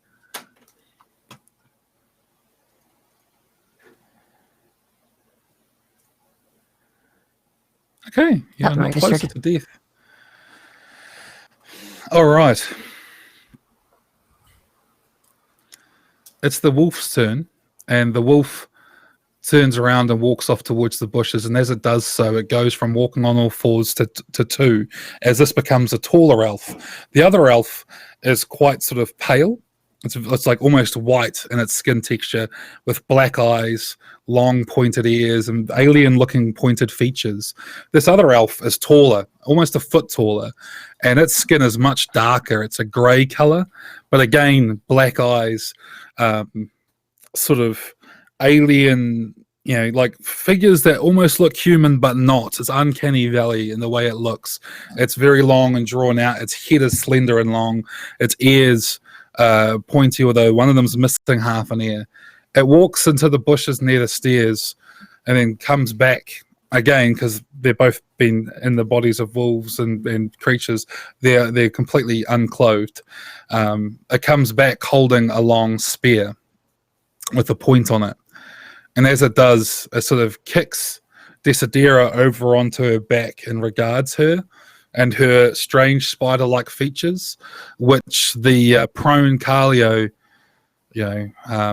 slipping in and out of consciousness as he does, sees now for the first time, as the elf sort of stands over her, one foot on her chest, and looks over and sees something to the other one. The two of them are having a discussion, but the way they're talking, you don't need to understand Elvish to know that they're talking about something they consider to be abhorrent or disgusting.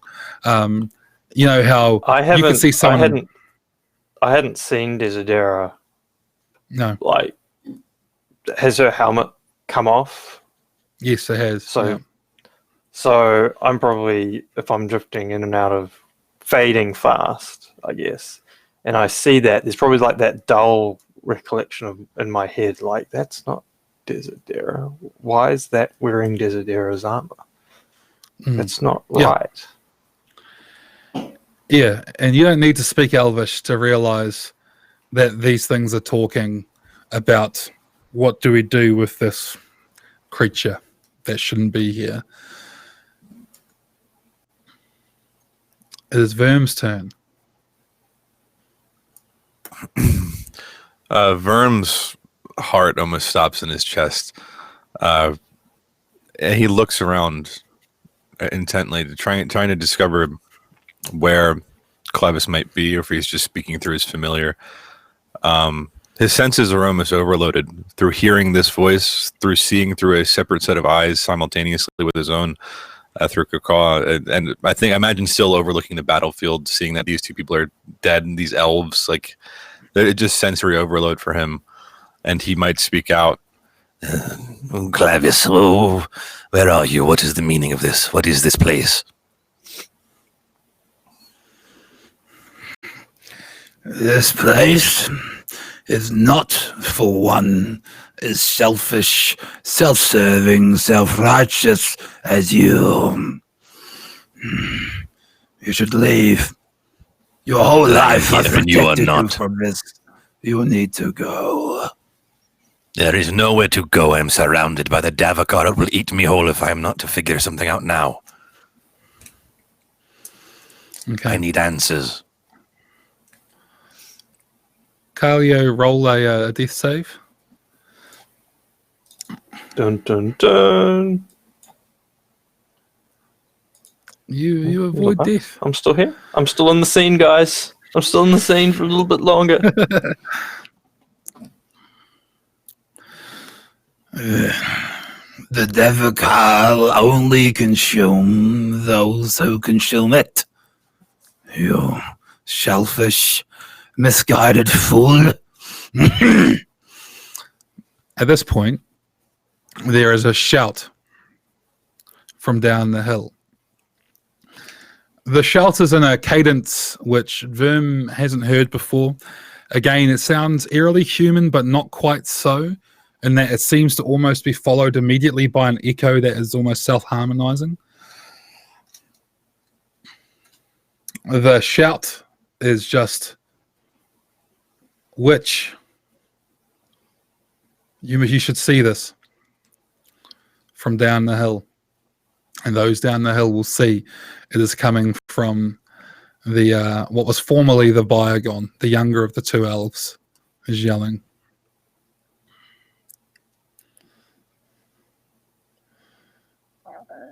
Verm doesn't know if their call is directed. It's safe to assume it's probably towards Clavis, but I mean, you are also a witch. It's up to you how you react to this. Oh, they said witch. You should see this. Yeah. He would.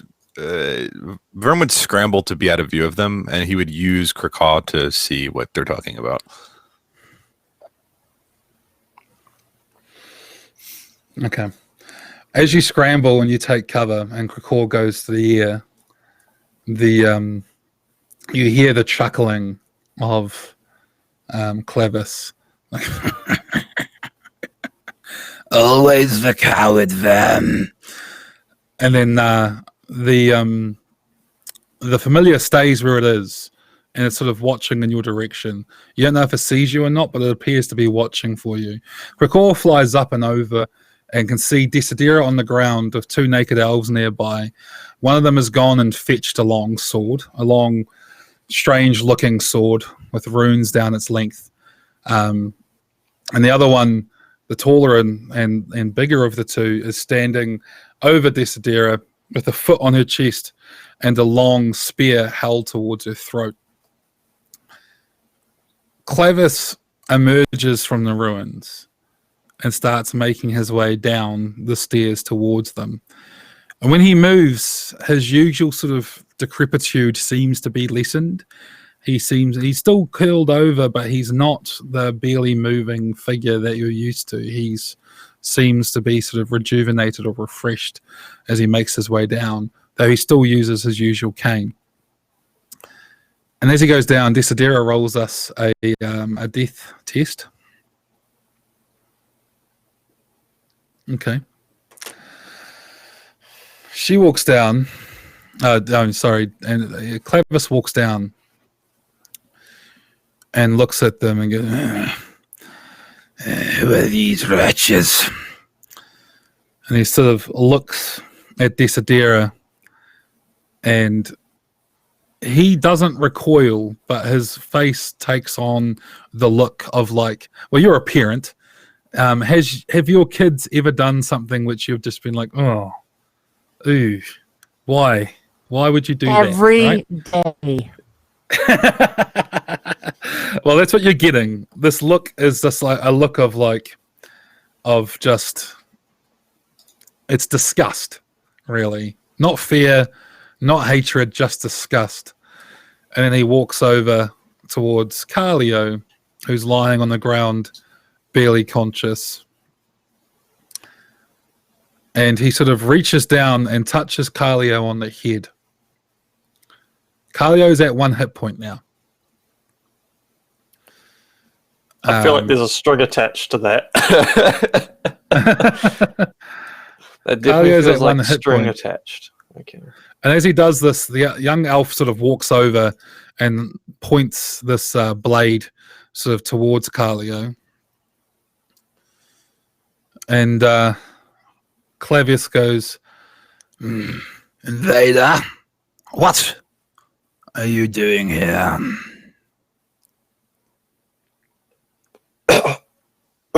Probably hooks up about a bunch of blood that's now cleared because he's at 1 hit point. He just stares fiercely, but like there's that fierce look someone gets, but they can't quite focus. So it's probably from his perspective, it's like he's looking behind him because he can't focus on him, and he just can he see Verm? no. Can Carlio see Verm? No. He's probably just hunting heretics, and then wakes up another bunch of blood. You found one. What makes you think you have the rights to come here? Yeah? You think you can end us? Typical Ambrians. You think you are better than us? Is that what this is? You're in the way. And things don't get in Ambria's way for long.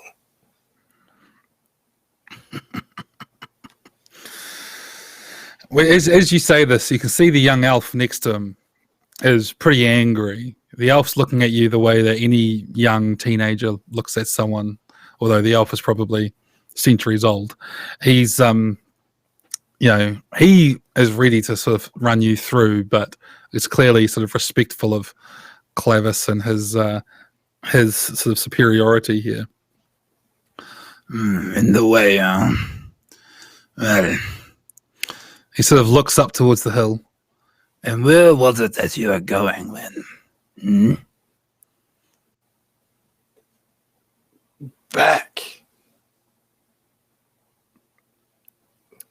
He's Calio sort of confused by the question. Doesn't know what to make of it. And you're taking the worm with you, are you? Scouting for him. He looks even more confused. Worm?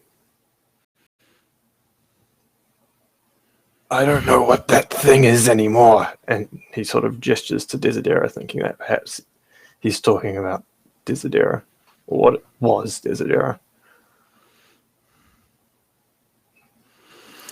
Yeah, he sort of looks over and sort of regards Desidera for a moment. Can Desidera make another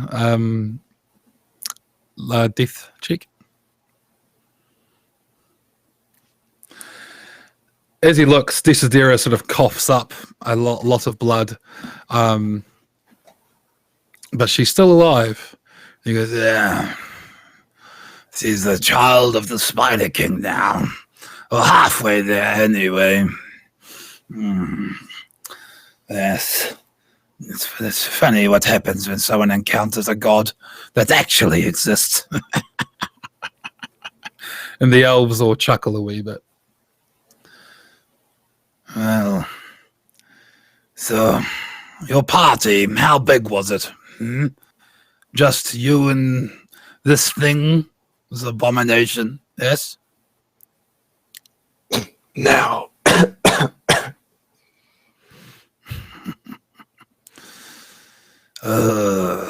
And with this, Verm hears this. Again, it's the amplified sort of feeling of a voice. He doesn't know where it's coming from.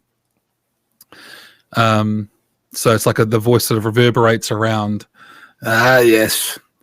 Well, my gormless students learnt one thing. If only it is the ability to use fools like you. Did you take anything from the ruins while you were here? Do you help yourself to our treasures? Do you plunder the Davokar of its darkness? Is that what this is?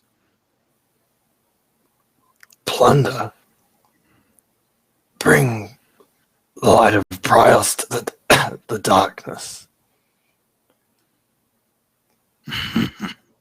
Not take darkness. He sort of looks like he's got this distaste in his mouth that someone would consider some such as he as imbuing darkness.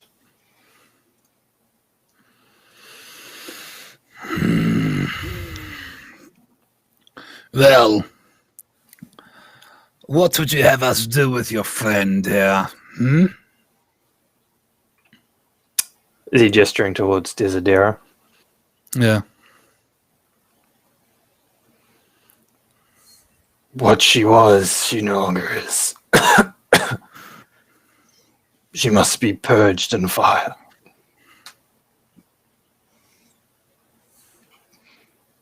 Normally this is where you'd say someone's thrown under the bus, but this is Mike thrown on the pyre.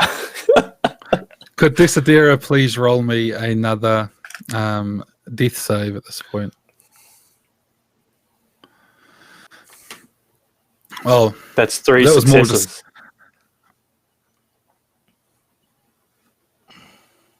Yeah. Yep.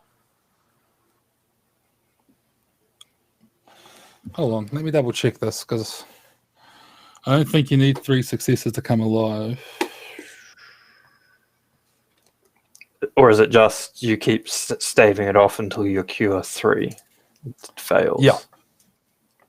Yeah, you keep staving it off. Yeah, unless you get a 1. The 1 is the important one.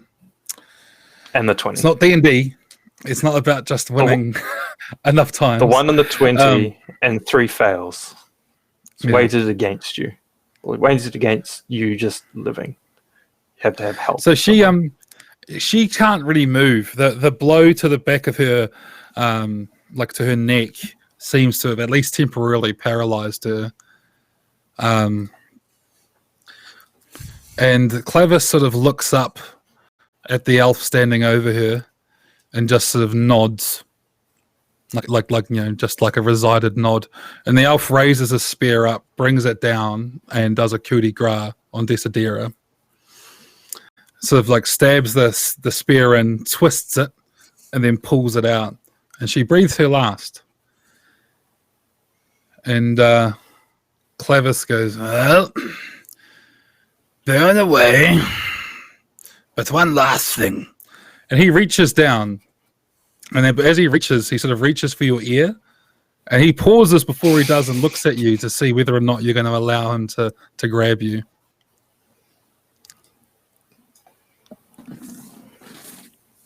You know, I'm going to roll this against cunning.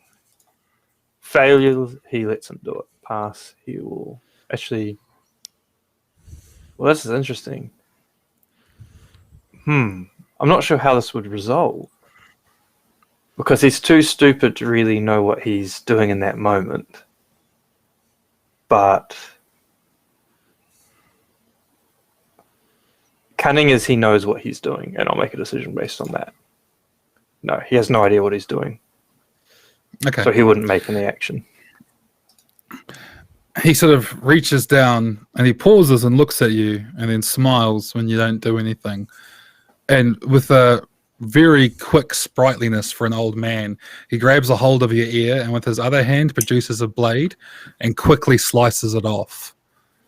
And then he steps back from you expecting some sort of violent reaction.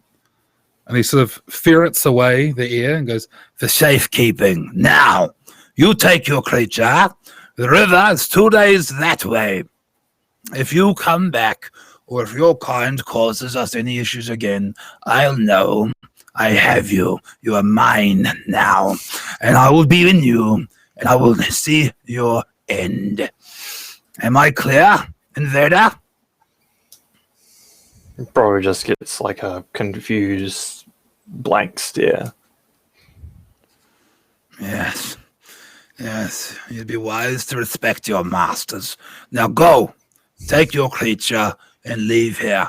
Burn it, do whatever you must, but you do not pillage the Davokar. You do not step foot in this forest again, or I will end you. You can take priors to all of those in your own lands. They're filthy enough as it is.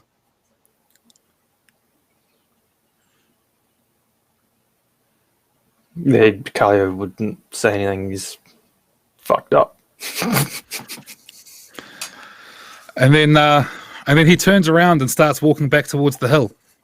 And the elf that's sort of pointing a sword at you sort of smiles a wee bit in like a, well, that was fun kind of way. And then walks off after him, leaving you alone with the body of Desidera at the base of the hill. And we'll get back to you in a moment. So, Verm, you've been listening to this happening, perhaps even watching it. You can see the three of them are making their way back towards the hill now. What do you do? Verm feels a sense of helplessness, a confrontation that's been coming for his whole life, nearing. And he readies himself as well as he can, though he can't fully. But he waits for the approach of Clavis atop the hill. Doesn't intend to flee. He's nowhere to go. He's lost all direction. So he's hoping that to find something in this coming encounter. So sort of just waiting, I guess. Mm-hmm. So where he's sitting, sort of crouched down below a bush, at the tip of the hill above him is the Clavis's familiar looking down, and Clavis sort of rises to the top of the hill and sort of, at the crest of the hill, he's flanked by these two elves as they walk up and join the familiar. They look down before you, and sort of have to squint to see through the tree, and the older of the two elves goes, hold on. He looks down at you and goes, He holds a bit of corruption, this one. Yes. It's pathetic, isn't it? Where's your pig? Dead. Oh. You were that greedy, were you? You filled him with that much poison. Is that what this is? Yes? It wasn't the result of corruption that took him. It was a beast. Something unseen by the eye, but I saw it for a brief moment. That is what took Wildsvin. And still you came deeper into the Davokar, yes? Without anywhere else to go, with a witch hunter on my trail, I took where the Davokar would lead me.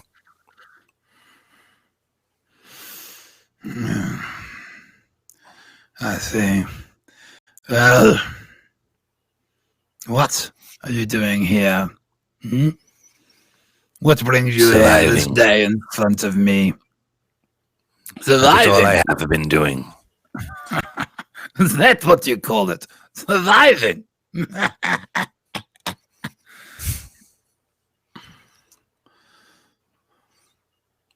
Same as you. I still draw breath. Again, he gives him a look at is he looking younger in appearance even slightly? Like there's some kind of does he know how old Clavis is, or is there some kind of like history with him? Like, as long as he's known Clavis has been old, really. He's gotten slowly more decrepit, but he's always been old. Okay. So, where do you go from here?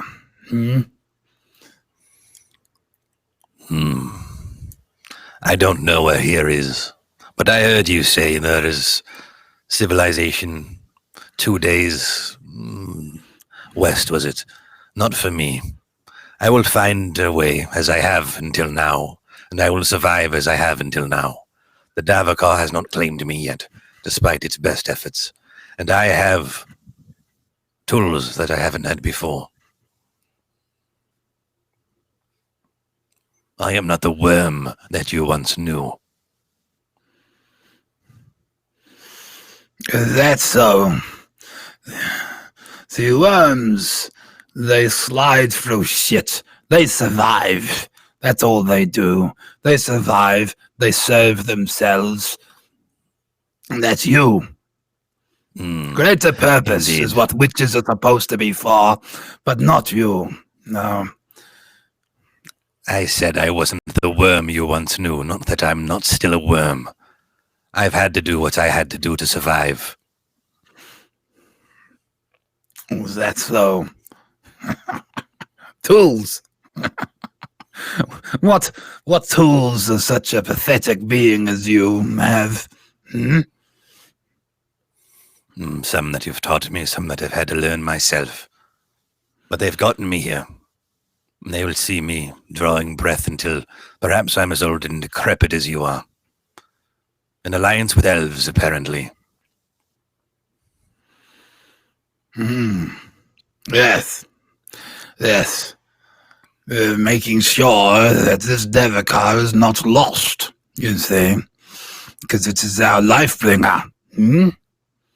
But you don't stop to think about such things. You only think of what you can take, what suits you. You've never stopped and thought, why? Why all of this? Why this madness, this chaos, this dreary existence?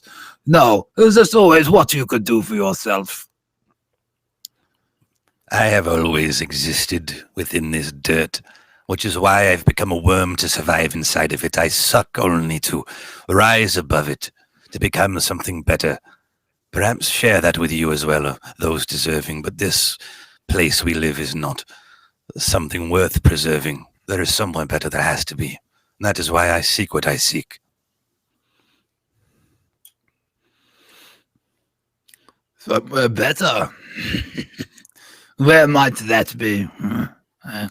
What could be better than a forest full of wonder, power, that supplies life? Maybe you've been hanging out with these Ambrians too long. Adopted Life to their and taint. cultures. The corruption thrives within these woods. It rides within my very flesh. And if you don't defend yourself from it, it will consume us all. It only takes the greedy, then.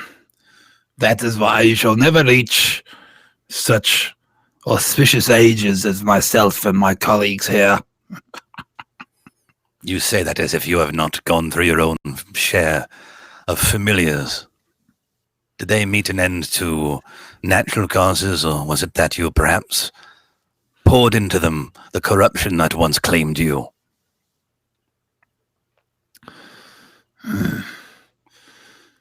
The means to an end, you see. The means to an end. One must make their way through life and use the tools that Davokar gives them. So you slither through the filth like I. Are you not also a worm?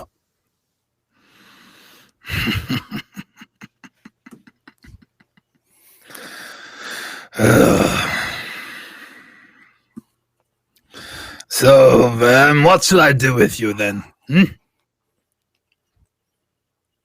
You would let the Ambrian go free, to return to whatever destruction he wishes to seek, a witch hunter of all things. What would you intend to do with me if you would let something like that walk away unharmed? He's not unharmed, and he has a new master now. He is just another tool in the bag, you see. But if he wishes to go and purge the invaders and their lands, and he doesn't cross my threshold, what bothers me? If the insects kill each other. Until they come for one of us, as they have and will, again and again, as their civilization expands and our forest shrinks. You care about the forest now, huh? You don't wish to see it shrink. I don't wish to see civilization expand.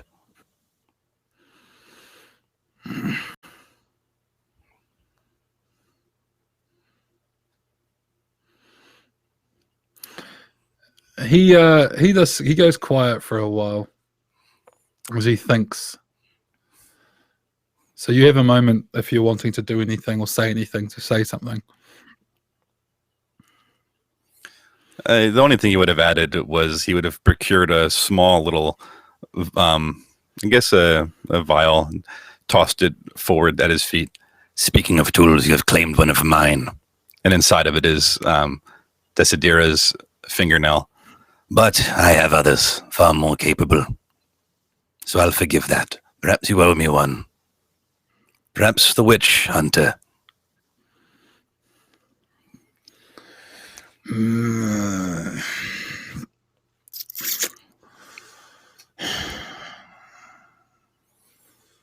Oh, that fool is my spy now, and he shall remain my spy.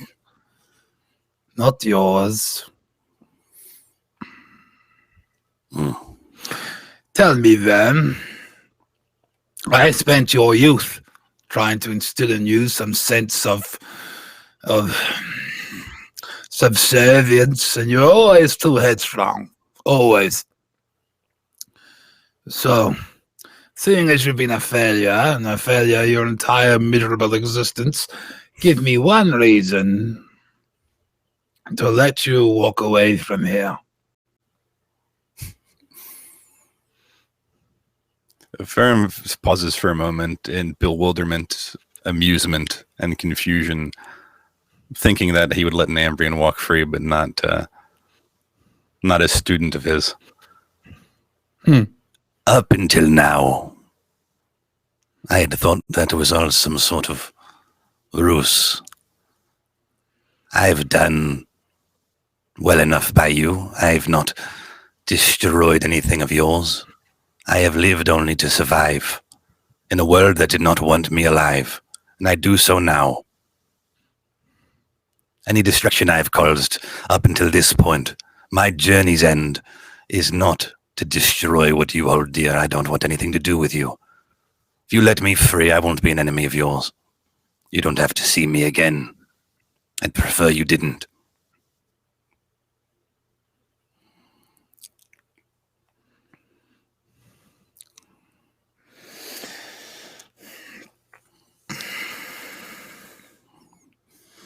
He goes to say something, and one of the other elves sort of says something quietly to him. It's the older of the two, the one that killed Desidera. And then he looks down at you again and goes,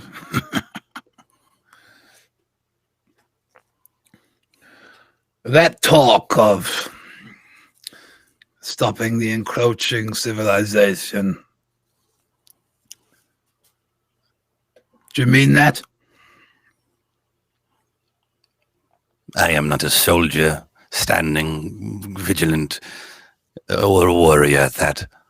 I am what you said I am. I am a worm. I am no better than a beast, and I survive. And the Davokar helps me survive. Civilization does not. It's as simple as that.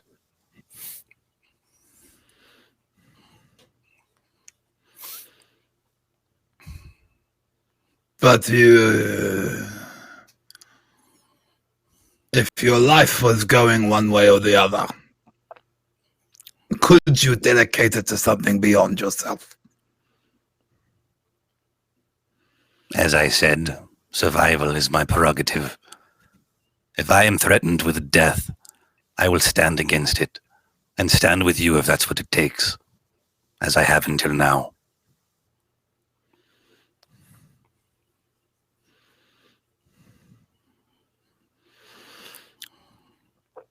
he sort of turns and looks at the taller elf, who considers for a moment. And then the elf looks down at you and goes, all right, witch.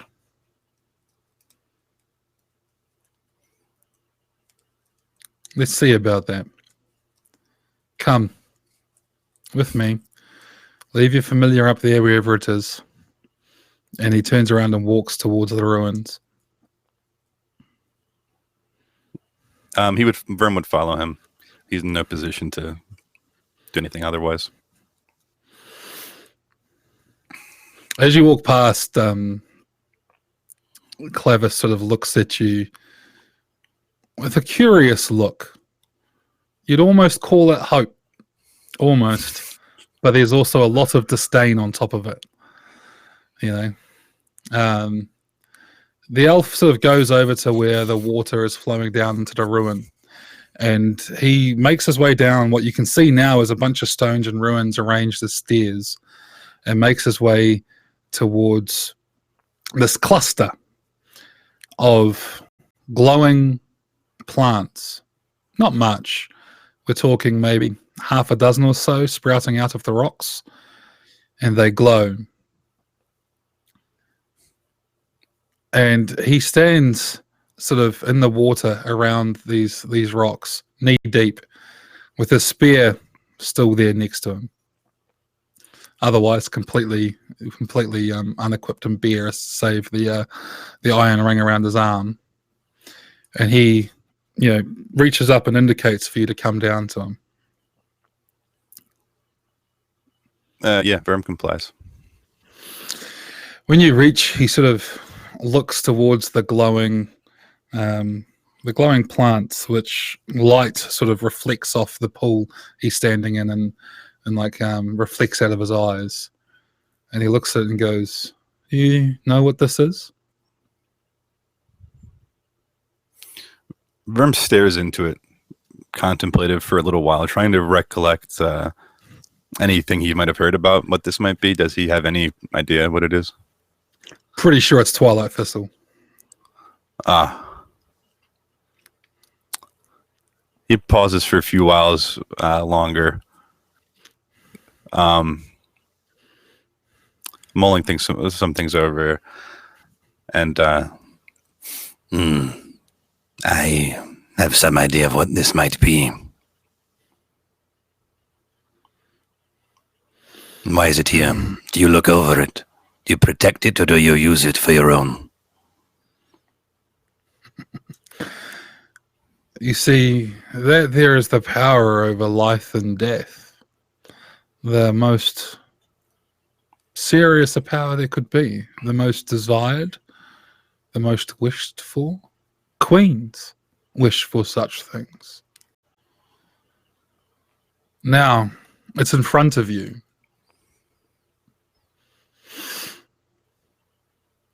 Given the chance, would you take it?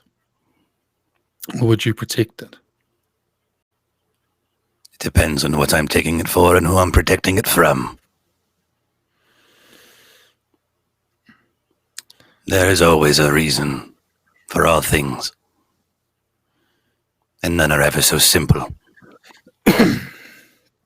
You see, though, it really is quite simple, this life. Those who would take, those who would pillage, those who would impose. And he looks at you in the eye when he sees this. They die.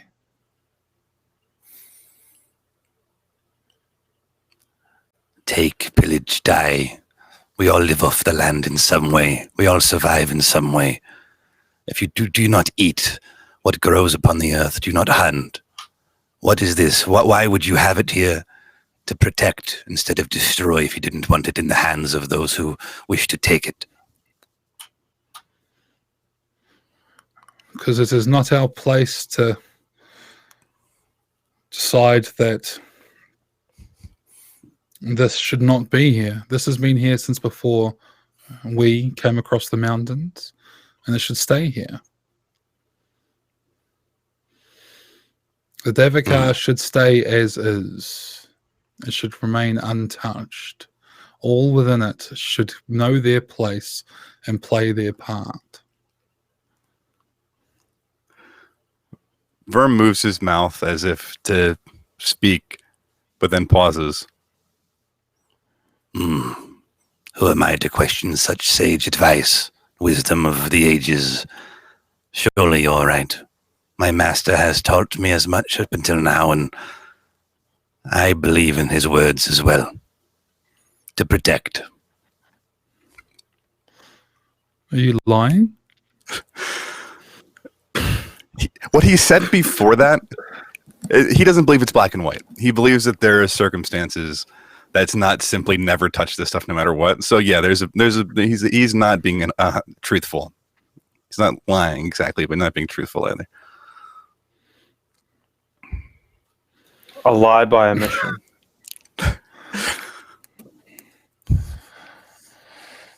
I could be really cruel and put this down to a persuasion test. Oh boy. I don't think I'll do that to you, though.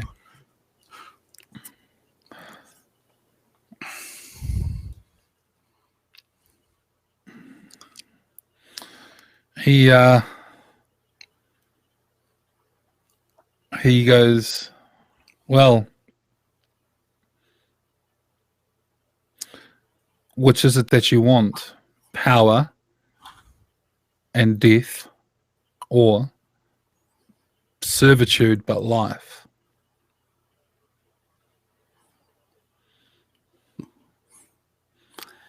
Verm pauses thinking, because he's thought hard about death and the afterlife. And he knows elves are old and knowledgeable. Power and death, you said. You can have both. Do the dead have power, other than those who cling in spiritual form, haunting the Davokar?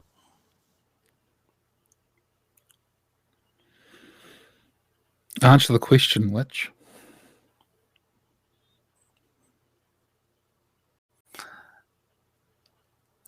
I have learned well. I am young compared to you.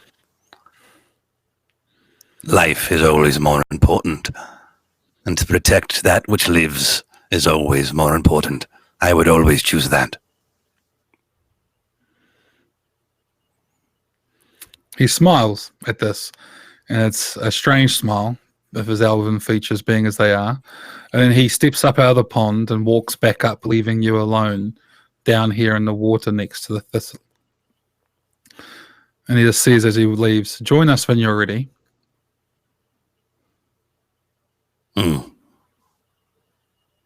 Very well. And Verm stops standing over this in front of him, feeling he's on trial, as if his life hangs in the balance of every word he speaks, and his natural arrogance, but also this new feeling of feeling so small and insignificant, and maybe that Clavis was right, but also right in being a worm and in surviving. And part of surviving is telling these people what they want to hear. So he's beginning to lean more in that direction. And he realizes if he does anything stupid, if he touches the Twilight Thistle, if he says anything about wanting to take it, they'll kill him. So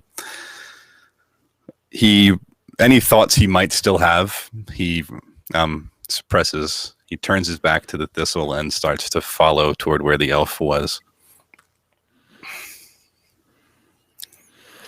As you come up, they all sort of look at you, and a smile plays over their lips.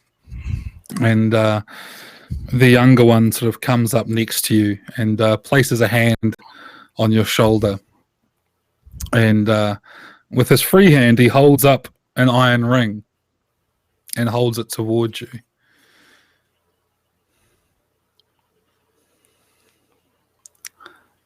Toward me in a way to put it around a finger or to place it in my palm? Basically handing it to you. Yeah, Verm reaches out a hand after a very slight pause and looks him in the eye. Okay. As you do that, the other elf, the one you were talking to down below, says, "And so, Witch, do you trust him?" And he looks towards Clavis, who is looking at you with suspicion or doubt. Do I trust him? No, then, do I trust you? An answer to a question I've been asking myself for your entire miserable, pathetic existence. And unfortunately, whilst the answer is not black and white, it's not white. And he pulls a dagger out and walks towards you and goes, I'll let you choose the appendage.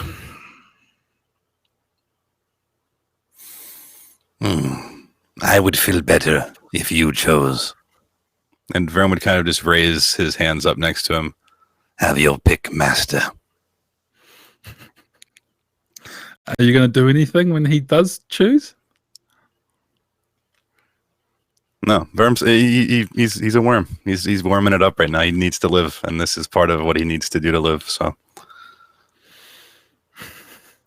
Well, you can't wear a ring without fingers, so I'll just take one of these. And he reaches up and goes to saw off an ear. Are you going to stop him? that natural inclination to pull away overcomes him for a moment, but he forces everything in his fiber of being to. He knows this is what has to be done for him to not be killed here. So an ear is a small price for that, and a price he's taken from others. So he'll pay it forward. Yeah. And it's with a lot of pain that blood starts rushing down the side of Verm's face as his ear is lopped off and joins the ear of Carlio and many others in one of the pouches that Clavis takes with him everywhere he goes. As he does, once it's finished, the elf who offered him the ring places it in his hand, grabs him warmly by the other shoulder and says, "Yeah, you'll do all right around here," and grins with sharp pointed teeth. Here we cut away to Carlio, who has found it within him to pick himself up off the ground, and he stands over the deformed corpse of Desidera. What does he do? He's dragging her off to the forest. Probably makes a small sled or something. I don't know how much leniency. I've got an idea of what I want to have happen, but I don't know how much leniency. You've have. basically got a free slate at this point. So it doesn't. He's probably just delirious, wandering through the forest, not paying any heed to anything he hears or sees. And weirdly enough, perhaps for whatever reason, the forest isn't attacking him as it usually does. He goes through a day and a night, and it occurs to him, it finally catches up to him what has happened over the course of the last 3 days or so. He hasn't gotten to the river yet, but he's on the way to the river. And he realizes he's carrying what once was Desidera behind him. And he realizes that he's missing an ear and what that signifies. And he starts gathering to create a pyre to purify Desidera on, to burn her up, as is the funereal rites of a warrior of Prios that's met their end. Not in disgust, he's sort of just numbly going about this task. But for those that are paying a close eye, so just like people watching, not anybody in particular, you notice that the pie is too big and it's spread out too wide at the base. And Kallio is looking around at the surrounding forest a little too intently. And as he sets Desidera up on the pyre, he joins her, standing at the top. And using a power that he hasn't used yet, because it's never been applicable, he holds up his holy symbol and casts, Prios Burning Glass. And he just sets the pyre alight. But instead of simply setting it alight, he starts channeling this power into the surrounding forest and just setting trees on fire everywhere he can see in a sort of madness, corrupting himself utterly as he's doing so. But as in scripture, he's cleansing himself and cleansing the Davokar in this offering to Prios as he succumbs on the pyre on top of Desidera. Petty revenge. That's the Ambrian way. And that is the end of Can I have one campaign. thing to add as they're walking away, looking at this fire spreading around them? Vern would look over toward Clavis and say, Perhaps some trust would do you some good. and that's his last quip. Okay, and that is us. Unfortunately, Charlotte died again. That's Sean's fault. We asked Sean what to do with her. Hey, Kallio died too. But that is us. That is us for an ending that was basically plucked out of the air once we strayed off the course a while ago. I think that was quite cool. That was a neat ending to the campaign. I fully expected to be killing Vern. I did not. I was like, he might, but nah. Yeah, I thought it would have been yeah, perfect if it came round to a persuade roll. I thought that would have been like the perfect way my to... final roll of the campaign with my 5 persuade. Yeah, I thought it would have been poetic. Probably, yeah. But then in poetic nature, I would have rolled like a god, like I have been this whole time, and got into 1 on it. So yeah, we have a new member of the Iron Pact, who I realised yesterday I hadn't shown in the entire campaign and should probably use before we finish SYMBAROUM. And we have an end. We have a burning chunk of the forest. We have a new witch with the Iron Pact. We got to bring back an old character who, until we were playing, I wasn't sure if I was going to bring back or not. I was like, it could be cool, could be cheesy. And then once Verm separated himself from the others, I was like, okay, let's throw in another complication. So it complicated it up a wee bit. That's the thing about the Iron Pact. They keep popping up when you least expect them. Yeah. Like, I know this person. Oh, no, Iron Pact. Nobody suspects the Iron Pact. No one suspects the Iron Pact. Except for Ambrians, who suspect fucking everyone. So, let's go around, everybody, and hear how we all felt about that campaign. Have a bit of a talk about how it's come to pass, how it went, favorite moments, that sort of thing. And while we're doing it, we'll finish up with a goodbye, and everyone gets to say where you can go to check out their bits and pieces. So, I feel like we should start with Charlotte because she said the least for the last half an hour on account of being dead. So we'll give her a chance to talk. Charlotte, sorry, killed you again. Sorry, not sorry. Well, Sorry, not sorry. Like I left it up to Carlio, and Carlio made the call. So, yeah. How exactly did he make the call for me to die? I got stabbed in the chest. Because it was like, what are you going to do with this one? And what should we do with this one? And Carlio's like, burner. It's like, okay, well, if that's what you want to do, here you go. I really didn't see any of it fucking out of that one. So sorry, what was that? Kind You of broke up a wee bit. I honestly didn't even really see a way out of that one. It was inevitable. I mean, I accepted it from the very beginning. I was just going to try and take Verm down with me. He's a fucking worm. If Verm had have been with you guys in that fight, it would have been drastically different. It would have been drastically different. It would have been night and day.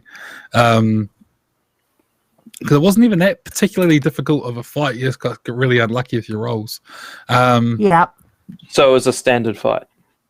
Standard Darkness and Davokar fight for us. There was a small part of me that was thinking, like, is this a bit anticlimactic after World Serpents and King Toads and these other big things that you've been facing? And it's like, a couple of elves, just to remind everyone how badass they are. And also, I think people is always more. And I speaking for myself. Like, monsters are scary, right? But they're scary in a way that it's like they're just doing their thing, whereas people is an entirely different thing. Like, I don't know about anybody else, but I was getting a total Star Wars dark side of the Force, Sith Lord trying to create a new apprentice vibe coming up. Like, join me, I am evil. It felt like Verm's, like, his aversion to civilization was like he doesn't like the way they do things, but then it's like the Davokar is all, but these are kind of like the civilized people of the Davokar, and they have their own fucking shit, It's like none of it's good. For me, like, how I feel Verm is going forward is he's looking for every opportunity to get as much out of this unequal deal as he can until he's in a position to break it. Like, I would imagine, because that's just how Verm strikes me. Like, he lets others go first, and then he waits to see to join the fight, depending on who's winning. Like, he'll either be like, "Oh, my allies are winning, so I better join in." He's Italy. He's Italy. That's what you are. You're Italy, but not as rubbish. And I don't mean that. I mean. God, that's good. No, I know what you mean. I don't know what you're talking about, but he's admitted to being a worm. That's what he is. He's gonna always join in when it's opportune for him. Playing all sides because he's the only side that matters. So yeah. Although it seems like Clavis clearly thinks the same, but then knowing Clavis It's entirely likely he himself has been in a similar situation at some point, and he's quite possibly riding that wave too. Better to like there's the barbarians are relatively neutral, right? And then there's like you've got the Ambrians with their whole manifest destiny, and you've got the Iron Pact with the whole stay the fuck out of everything mindset, and the barbarians are in the middle, always being told to choose a side, right? And clearly Clavis has been like, well, I have to live closer to those ones than those ones. So, possibly, who knows? We haven't really fleshed out Clavis that much. I just enjoy doing the voice. I thought I'd bring it back. That's good. Weirdly enough, it feels like the setup to like that's the bad guy now. You know what I mean? Like it feels like that's the setup. This whole season is a setup for Clavis is actually a bad guy, and the Iron Pact is doing horrible things. You finally see them at the end, right? Like you're all dealing with this thing, but actually over here is the thing that's the biggest threat, which isn't true, but narratively it's felt that way. Well, if we ever return to the Davokar, well, we've got some recurring characters now, so it'll be good. Well, you've got places your character dies, right? Like, hauntings. Liam can taunt a party that comes across this horrible place where all these dead frogs and stuff are, and this village is being destroyed. Then he can taunt another party with this part of the Davokar that's completely charred, burnt down. And in the middle, there's like this ceremonial sacrificial pyre. And be like, what the fuck's going on here? With a couple of abominations on top of it. One spider-like and one just abomination, fully abomified. Okay. Was there any particular moments from the campaign that stuck out for you guys? Anything in particular that you thought, yeah, that was neat? Or, fuck you, Liam, don't do that again? I mean, on my side of things, I got to play a barbarian ranger. I got to play a barbarian ranger that was possessed. I got to play a cocky duelist witch hunter, which lasted an episode. And I got to play a tank, a sword and board tank, which, you know what? I would probably revive her in some other game in the future because I kind of enjoyed that. It was fun being able to take a hit. And being able to deal a hit. Yeah. Yeah, she was really it's just cool. a shame that the dice were loaded against her from the start. But now that you mention it, actually, I just realized that I had you play two characters who are hiding a secret throughout the course of the campaign. Two people who had something inside them that they didn't want others to know. Although, to be fair, the first secret wasn't really a secret, but still. Yeah. Yeah. No, I really enjoyed when you were you were possessed. I liked that whole thing. I sent a little summary to Charlotte saying, look, this is what you are, this is what you're thinking, role play it however you see fit, but this is sort of what you want. You should be happy to be around others and stuff. And she did it well. I was really, because you always feel a bit weird taking agency away from a player. So I was like, look, here's just a set of instructions for what this character's thinking and run with it. And she did well. I enjoyed it. I quite enjoyed I really enjoyed the Charlotte's possessed arc because it carried over. We had this crazy end to a session where it's like, oh, she's possessed. What are you going to do? And then we had a session where just organically the problem resolved itself in a really interesting way. And I found that me almost dying. Yeah, but I just felt like narratively that it was a really cool. Those two episodes were really cool. Yeah. Yeah, well, it was kind of neat. What's his face in the corner up over there? You know, that guy, Sean. He was making a comment afterwards on Discord, like when we were in PvP, like our characters were going at each other, and he made a comment about it's nice to be able to not have that carry over to the human aspect, the person aspect, that we're able to leave it on the table. You know, to me, in the end, it's the story. The story is the story. The story. We will do whatever we have to do to make this a story. But in the end, I have no ill will against any of the players, regardless of what they do. Not even Luke. I mean, really. Yeah. Next game we play, Luke, you need to play a character that's either just slightly likable, please. Yeah, Just well, slightly good for likable. you.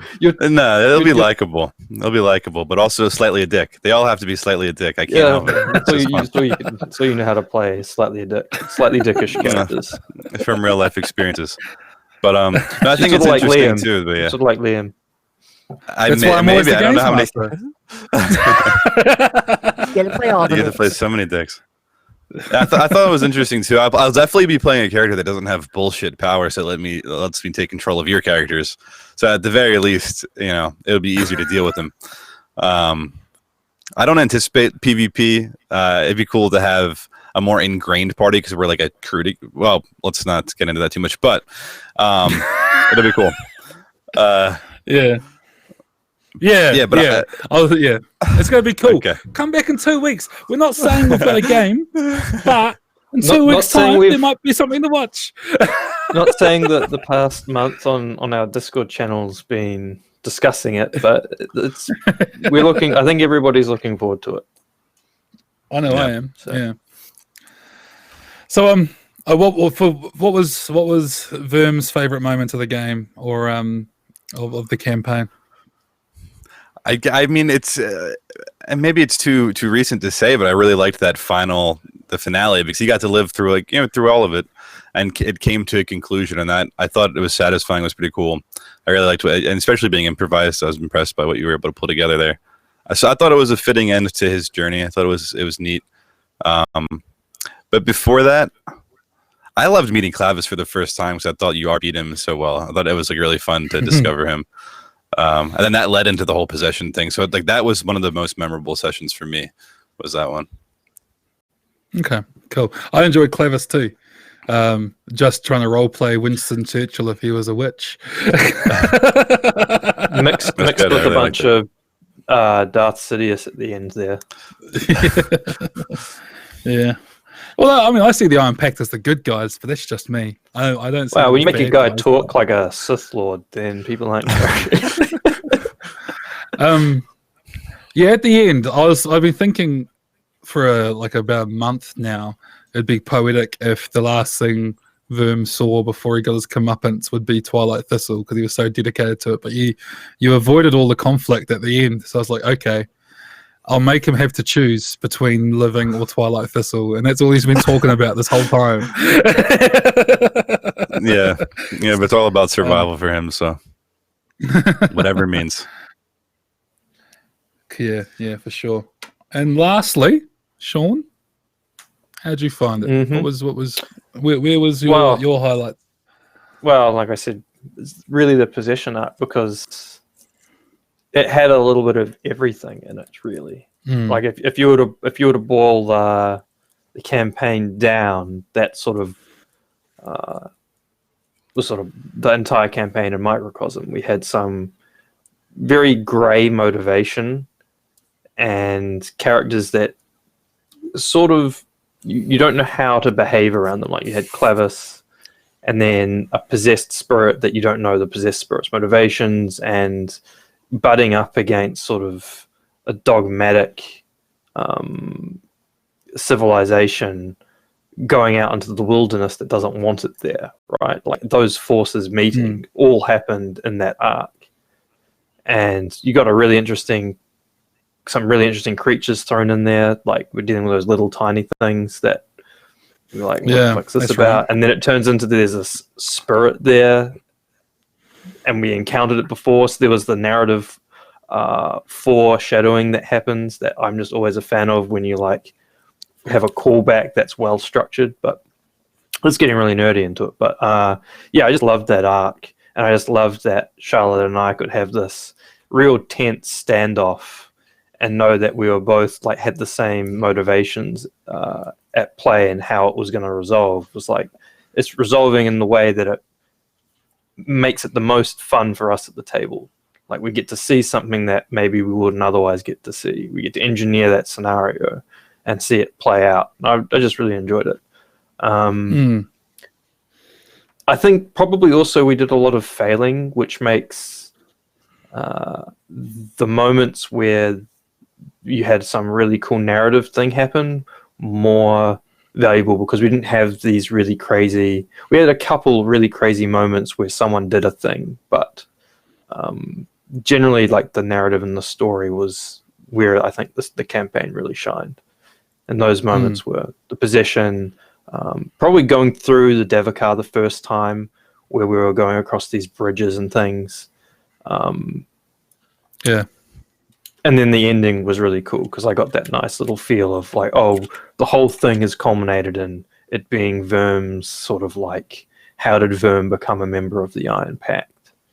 Right? Like, this is the story of how Verm got to where he is. And I think that's pretty cool. At least we had somebody carry all the way through the campaign. Yeah. I really like that position arc too. Their position arc was mostly like all of the encounters, including that spirits along the road, were all just me rolling on a random encounter table and then structuring them in a way I thought sounded cool. And then the position thing I actually took from, that time that Pentio found his grave and was like, nope, not touching it, and walked away. If he had dug that up, that whole position thing would have happened to him. And I was like, fuck, that's too cool an encounter to not use. Like, that's too cool. Fuck you, Ryan. Let's use it on somebody cooler. Yeah, I held on to it, and I was like, I need to find a time to reuse this.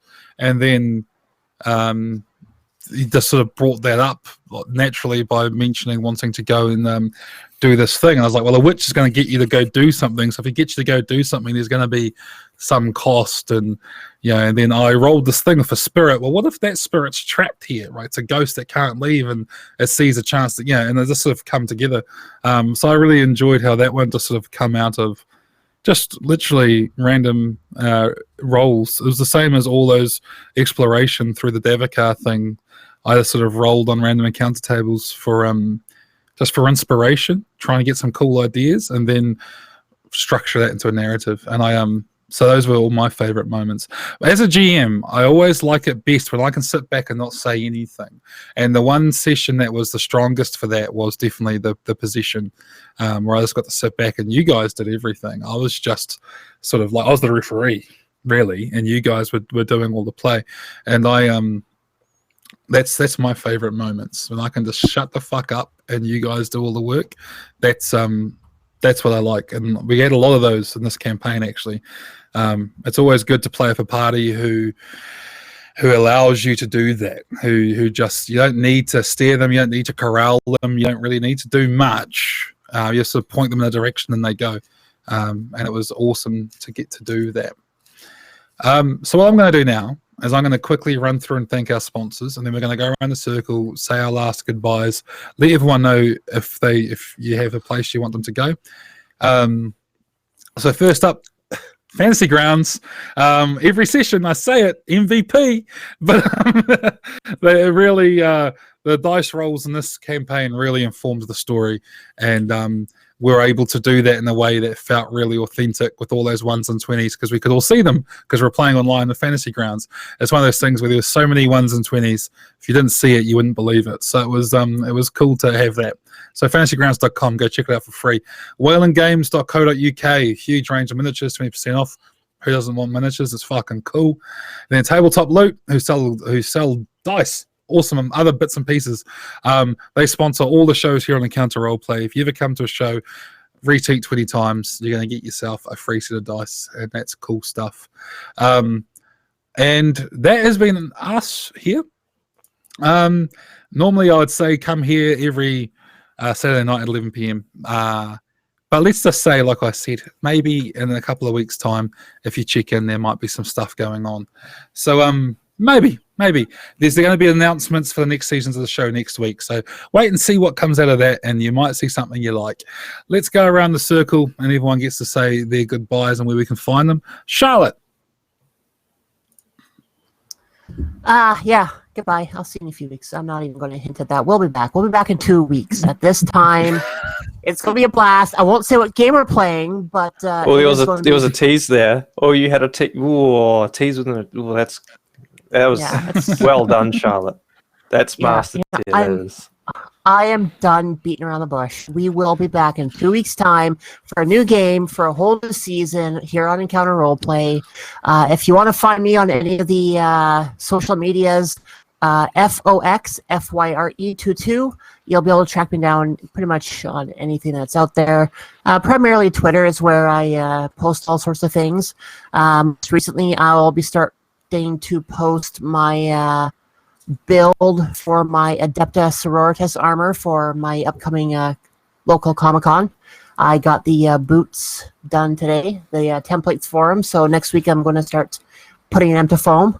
As well, if you want to tune in to Encounter Roleplay next Thursday at 2 p.m. Eastern, this has not been announced yet. You're going to hear it first. You'll be able to find me GMing our Session 0 here on Encounter Roleplay for Conan, An Age Undreamed Of. Oh, there's So- all these spoilers and like, it's a good thing you didn't sign an NDA. That's all I'm saying. Nope. Tell us what happened at the end of the new Avengers now. You're on a I roll. was about to I haven't seen say. it yet. Oh, so Well, you would I have, if you had. and- Oh well. No. You know what? I hate surprises. I hate fucking waiting. That's what it comes down to. All my players are eager to share the news that they're going to be in a stream, and we're starting a week early because we're streaming our Session 0. I asked Will if we can use the setup that we're using now just to be able to make it easier and get used to the setup, and he asked, do we want to stream it? I asked them. Nobody said no, so hey, we're going to run it. We're going to be doing our Session 0. So next week in our interim week, if you tune in on Tuesday at, I think it is 5 p.m. Eastern, you'll be able to catch a state of the stream, which will be done by Will. Monday is the season finale for Ravnica, and I think there is a finale for Masks of Nyarlathotep, and then you'll be able to find us on Thursday playing Conan. So it's going to be a pretty light week. Masks of what was it? Nyarlathotep. In Nyarlathotep. Masks of my mouth does not make those noises. Yeah.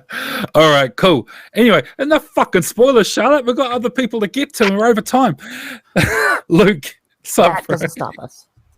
Yeah, I mean, I got nothing important. As you guys, I said very early on, I always read my fan mail. You can hit me at yagzul@gmail.com. You got a direct address, 546 Barrett Avenue, Haverford, Pennsylvania, 19041. Send it my way. I'll read it all. Aside from that, you know, if you can, Yogzula everywhere. So I don't use social media really, but I'm on it. You can find me. That's it. I got nothing else. You stole my line. Yeah. PayPal.me/Yagzul. I do accept money donations. That's it. Man, you're a pro at this. You know what you're gonna get though. You know what you're gonna get in the mail. You're gonna get like a nail or something, or a bit of hair. Yeah, Like, this an is for ear? them. Oh. Send me Oh, everything. Luke, why would you? Why would you fingernail. just put that idea in people's heads? You monster. Yeah, no, I'm just on social media, I guess, and my handle's the name and whatever. Just check other people's stuff. Yeah. I am all over social media. The main thing I do is a podcast called Mud and Blood, which you can check out at mbcast.co, and that has links to all of our social media and everything. We discuss dark and gritty games just like this one, roleplay tips, actual plays, a whole bunch of shit. Otherwise, just _Berganover_ everywhere that matters, and I'm there just talking shit. But Mud and Blood, go check that out. I realized that the whole reason I wanted to play on Encounter Roleplay was to help promote my podcast, and I never did it for half the season. So here we are. And also to have fun with these guys, obviously, and fucking a lot of fun was had, and I cannot wait for the next game, which is totally not gonna happen in Not 2 weeks' now. time. I mean, you Yeah, totally no, couldn't piece that'd it be together if you looked at Liam's Twitter. No, you couldn't Or just figure out listen what I was to up anything that Charlotte said. That's normal. Big shout out and thank you to Encounter Roleplay for having us on. Hopefully we get to keep working together in the near future. A big shout out to Drake, our producer, for making this show happen and for being a guest star when we did Don't Walk in Winterwood. Hopefully we'll get to play together on this stream soon at some point. And otherwise, thank you to you motherfuckers for listening, watching our videos, listening to us and stuff. It's really strange to me when people are like, "Oh, I was listening to your thing the other day," and I was like, "What, really?" I actually met a guy here in New Zealand who's been listening to our Darkness and Davokar stream, and I was like, "Nah, fuck off. There's like 12 people, and one of them's my mum." No. That's bullshit. Someone's bullshitting you, Liam. Yeah. It was thank you for everyone. Thank you for my players for being fucking awesome. Can't wait to play with you guys again. And otherwise, that is from us. See y'all next time, maybe in a couple of weeks. See ya. It's 2 weeks. time for now. 2 weeks. Yeah, see you later, guys. Yep.